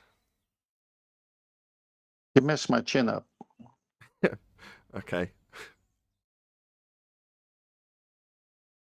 Yeah, I'd say it's a massive, massive benefit to not know. Yeah, and you might find a new guru that tells you he knows and gives you a nice little story. Hey, Flatside.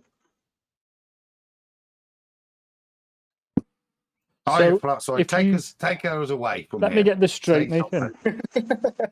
You're saying that the fact that you don't know is sort of liberating, isn't it? let me get this straight. Somebody says hi, Flatzoid. He starts responding, and you see that as your chance to ask a question through them saying hello. Okay, very clear. Nice that I could hear you. Yeah. Go on, Flatzoid. Flatzoid. You were saying. Oh, can I talk again? Oh, I'm Yes. saying, well, I got kicked out of Jose's last night because I kept ballers to the container without gas pressure. And as soon as I'm kicked out, can you believe Billy Big Balls actually states that you need gas pressure? Gas pressure needs container. You blew them out of the water. Did the pressure run up too high for them? You clip that out. Sorry? Clip that out. I'm going to do it tonight. Was at work the whole day, so I couldn't do anything. Only got home now. Excellent. But I'll cut it out. Yeah, without the container, there can be no pressure. Thanks to Broomy as well. He's even got cats to concede this again as well with their debate as well. I can't believe we're still arguing over this. You're gonna- Common sense. hold on. Come on, guys. Are you going to clip that out Yeah, as well, me neither. Flatzoid? Yeah, I'll clip that out as well. Epic. Subscribe today to Flatzoid. Yeah, That's you what- need to get one back on cats, don't you, Nathan? And you know what Do I? Katz's reason is why he wouldn't demonstrate it? Get one back in me now. Because Don't give then him a he's second gonna thought. disprove gravity. Oh, I thought you Says had a it's beef correct. with cats. No, I Back don't have in. beef You with got the anybody. attention you needed. We talked about you with you for the last hour plus. Now, please be quiet. Okay. I Yeah, was you're just as bad as responding to Nathan Synchronzer. responding to me, 10th. You're No, only I don't have a beef interested with in hearing anybody. your own voice. Come on. Notice my doors are open. Anybody can walk in the bar. And get gloves. What are you talking about? I mean, anybody can come here. Right. And Nathan, if you guys have listened to Nathan's show the last even 2 weeks, it's painful just because they show up. Like Rumpus will talk to anybody, and Nathan's just not muted. You're not going to get muted. It's just that you don't have any arguments. Globers actually have nothing anymore. Well, they're all welcome. They all No, we come. get But when they muted and I'm ramble not on even for a over an Glober. hour and complain about 20 minutes is boring, it's time for them to maybe get a good Yeah, night's gets sleep and try it annoying. again. I think what Oh, you're you're still going misunderstanding on is about that. Get over that. a lot of these people are a bit obsessed with me. Oh, that we know. That I know. I don't give them a second thought, literally. Not one moment of my waking hours is occupied with conspiracy cats. Contrary to And I your think that drives belief them that it nuts. is. Oh, I thought we moved on from that, Nathan. Also, we have Globebusters, who does a lot of stuff, but their channel's been taken down. So all their content's gone into the memory hole, the What? Orwellian memory hole of YouTube Center. The What the timeline fuck? of this conversation is subscribe all Hold on, over hold the on. place. Sorry, hello. Say that again. Globebusters is gone. Yeah, their channel just got nuked. You go there, there's no content. Hold on. Oh, No content doesn't mean their that's not channel's the been same. nuked. No, but it was all they took it all down Video's so it gone. can't get retrospective strikes. That was done a while ago. Right, so it's set to private, not deleted. That's a Right, big hold difference. on. Yeah, let's get a bit of clarity. If the channel's nuked, as you put it, then when you go there, there's just no channel to go to. There's nothing there. So you say they put it on private? Yeah, Jaren's done the It's same. happened before. So to It's stop- happened many times before. Yeah. To stop retrospective strikes. It's all been downloaded to, I don't know, some alternative place as well that's accepting them and that. But a I've number been of flat looking for earthers them, have and I'm done like, where the hell are the videos? I think based on their format, they often will play videos of material that is being commented on fairly. However, certain individuals, Bart Sabrell is one of them, goes around copyright striking people. So presumably they've gone, well, sod that. Information goes out live. It's obviously a crying shame that they have to do this, but there's presumably people out there targeting them with copyright strikes. And if you have 3 of them, that's the end of the channel. So it makes a lot of sense to say, well, all right, I'll just take it all down. Now, fortunately for me, I avoid that like the plague and always have.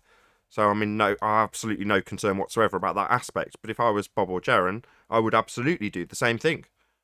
stop people retrospectively striking them with some bloody video that they've commented on legitimately. Copyright.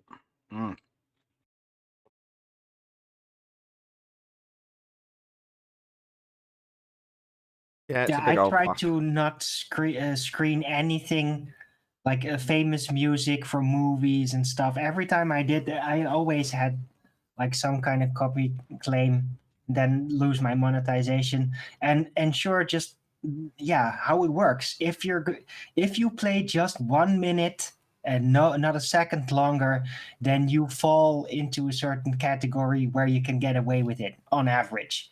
But if you keep pushing it and pushing it and pushing it, eventually they will get to you anyway. But that's how I learned it early on. It's like if you only play 1 minute of something, you can pretty much get away with it. Yeah, but that's 'Cause you're something. just It's someone's sampling it. work. So I'm Right. dead against that. You know, if you're paying them for their work, then fine. But if you're just literally using their work for you to make a profit from, and then they give you a copyright strike and say, well, you're using my song, it's like, well, yeah, perfectly reasonable that they should do so. You know, your material, if it didn't need the song, it shouldn't have it. Right. That's the thing. Listen, Nathan's show's been on for how long? None of his videos have been taken off because he plays by the rules. Whoa. We don't, Oh, that's not true. That's not true.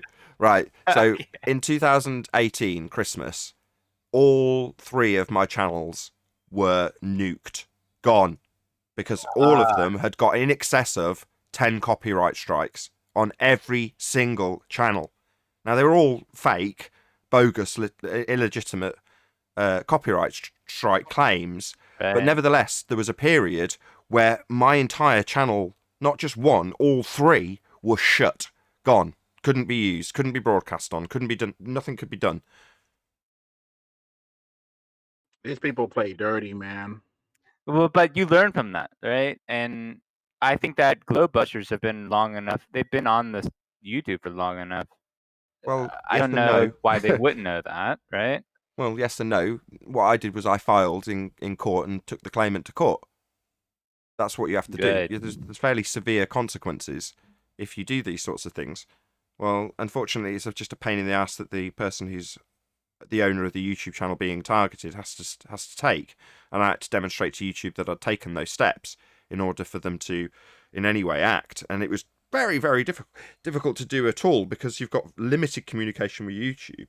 Now, since then, they've completely changed all of the structures, thank God, in terms of doing it. And if you get a copyright claim through, personally, I wouldn't appeal them because if you look at what they've actually claimed or what I've been targeted with in the past, is where I have actually used people's material. And it's not on modern stuff, i.e. flat earth related stuff, it's from way back when. And you go, oh, right, yeah, I have. You know, I'll be at a show using someone's music, and I am, and I know I am. And you just take the risk. But, you know, you don't feel bad when you get a strike for it. But on the other hand, if someone sees the system and can utilise it, as they did several years ago now, they can't do it anymore, just to take down a channel, and that's absolutely devastating to a person that's built up a channel like me, or striving to build the channel at that particular moment. I had less than 10,000 subs then. Yeah, but that's something you went with. That's actually something you don't. I never hear you talk about. Is that you went through that? And it's not censorship. It's just learning how the machine works in a sense. But I didn't know that. But yeah, the fact that you took it to that level and defended it, and you still have your channel is that's something to learn from. There's all sorts of periphery, some of it colourful, some of it less so, that I just wouldn't burden the audience with, because it's, you know, it's not really that relevant.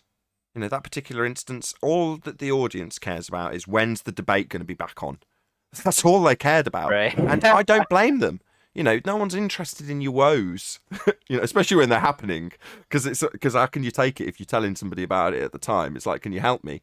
And in most... Well, go on. There's a lot of people. Listen, Nathan, I don't know if you. I know you know this, but there's a lot of people in Flat Earth that actually listen and very much do enjoy your show. But you're kind of dealing with the behind the scenes YouTube, and we got trolls that don't add anything laughing at it. But there's a lot of good people in Flat Earth that actually are like this. This is a solid thing that's been here for a while now, and we appreciate it. So it's good to let everybody know in the behind the scenes every now and then, I guess. I absolutely know it. You know, it's a fantastic position to be sat here as a full-time YouTuber and with enough support, not because of the commercialization of the channel. It's not anywhere near enough in size to do that, but purely because the people go in their own pockets and hand out money to me directly, either via Super Chats or via Patreon or whatever. You know, fundraisers, because I can't buy anything unless people support me to do it. As embarrassing as it is, it's like I don't care. That's the position I'm in. You either accept it and try and improve your channel and grow it and do things to benefit the channel. Like pretty much every single penny I get goes back into something almost always directly related to the channel. For example, once this show finishes, I've spent the last 2 weeks looking for a second-hand chair. I want a good chair, but a good chair's $2,000. I can't afford that. So I want a good chair that's second-hand. But finding one that's not million Hold on miles a away. second, Nathan. I think I can help you with that. I deal with an office furniture guy. I'm going to talk to him today. No, don't worry about that. You're in a different country. No, I'm Anyway. serious. He has a whole warehouse in Jersey filled with stuff. No, Let me trust me. find out. Don't trouble yourself, Neil. Please don't drag this out. My point is, a few months back, a chair broke or a sofa broke, and as a result, I ended up replacing it with 2 dirt cheap chairs. One I'm sat on now, and it's absolutely horrendous. It looks all right. It's okay to look at, but it's horrendous to sit on. Therefore, at the end of every show, I'm in a reasonable amount of pain. So I'm like, I've got to get a decent chair. Right, but that is as a direct consequence of me wanting to be more comfortable whilst doing the show. Now, some people might say, I don't care how comfortable you are while you do your show. It's like, yeah, but it is still show related, and every penny I've saved up actually to finish off the acoustic treatment is now going to go towards that chair, along with a bit of credit. But there we go. My point is that's me reinvesting in this, me sat here right now, in this case, most literally sat here. And I can only do that because there's people who support the show. And not because it's become a YouTube success and gets loads of money from ad revenue. It's less than 20,000 subs. And anybody who's a YouTuber will know damn well that if you've got less than 100,000 subs, don't even consider doing it full time. You won't survive. And some months when I get less support, admittedly, I'm on a knife edge. But that's just how it is when you're growing a channel. You've got to accept that. Yeah. Right. But that's a huge part of Flat Earth, is that I think that you especially are a mainstay in the community. Enough for that if you popped up like a GoFundMe, you're damn sure people are going to go out of their way, regardless of. It's just. It's What do you mean if? What do you mean if he pops up at GoFundMe? Well, assumingly that he will, so he doesn't have to deal with the problem it's got. Well, yeah, a lot of people enjoy the show. show. They would buy him a chair. Well, I'm not asking people to buy me a chair. No, I might ask them to change their. Hold on a second. I'm not asking people to buy me a chair, right? But in terms of GoFundMes, the majority of the GoFundMes I've done are not for me. Now, don't get me wrong. I have done, I think it's 2 GoFundMes. I did one for an iPad and I did one for a bit of acoustic treatment, and that's it. I don't think I've done any others that are specifically for me and my benefit. That's it. A bit of acoustic treatment and an iPad. And a fridge. No, that was it's not e-begging because we're wanting to keep the show going. That was part of the same exact GoFundMe campaign. So with the same exact funds from that GoFundMe. Yeah, but you missed that bit out. Okay, part of the funds went to fixing a computer, fixing a fridge, and I don't know what else. Acoustic treatment. I've said that already. But that's one. You broadcast from in your fridge. Before you lurch onto my GoFundMe campaigns, my point is, I've done lots and lots and lots of GoFundMe campaigns, but the majority of them are not for me. That was my point, rather than you dissecting which of my GoFundMes I've done. Yeah, I think he did a GoFundMe for somebody else not too long ago. So did one for Nick recently. Clown, bro. Well, to be honest with you, wait there. To be honest with you, he should be able to do a GoFundMe for himself. Anyway, he provides a service and people appreciate it. So, like, what people, he's clearly one of the most organized people in this community and gets pertinent points across very quickly and in an eloquent way. So, I wouldn't say quickly. Well, whatever, quickly enough that people understand the information. I left and came back, and this vacuum's still here, bro. What the vacuum. Get vacuum out, dude. You're a troll, mate. Get the fuck out, man. Vacuum. No, you need an antagonist. Occasionally, you need one. Vacuum. You should start the GoFundMe since you're here because this is a place of the seed of understanding. Get Nathan a chair, please. I'm not e-begging for a chair. I enjoy coming here. Nathan, I'll let you know about the chair, dude. All right. Yeah. Keyword. Your keyword is Give an I. example What's of up, brother? Give one example of talking to yourself, i.e., having an internal dialogue about a chair, and that's all you hear about.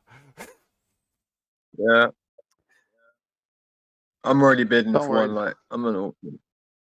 Now, all that said, if you did want to support me in my new chair, I've got a PayPal link below. That is emasculating, isn't it? No, if you tag that in, damn right. Good That one, was Nathan. brilliant. Get something out. Well done, Nathan. Yeah. Your show, good Nathan. Say your show declining, you're just reclining. Good job. Indeed. Recliner. And with that, I'm going to say a huge, massive, enormous thank you to both Discord and G+ panels for making today's after show possible. And of course, a massive thank you to all of you in either Nathan Oakley 1980 or Nathan Oakley Premiering streams for hopefully smashing the super chat so I can get a new chair, liking, commenting, sharing, subscribing, and all that good stuff. Be sure to check out nathanoakley.com and the Flat Earth Debate Forum to keep up to date with the community debate. I've been Nathan Oakley, and I'll see you all in the next video.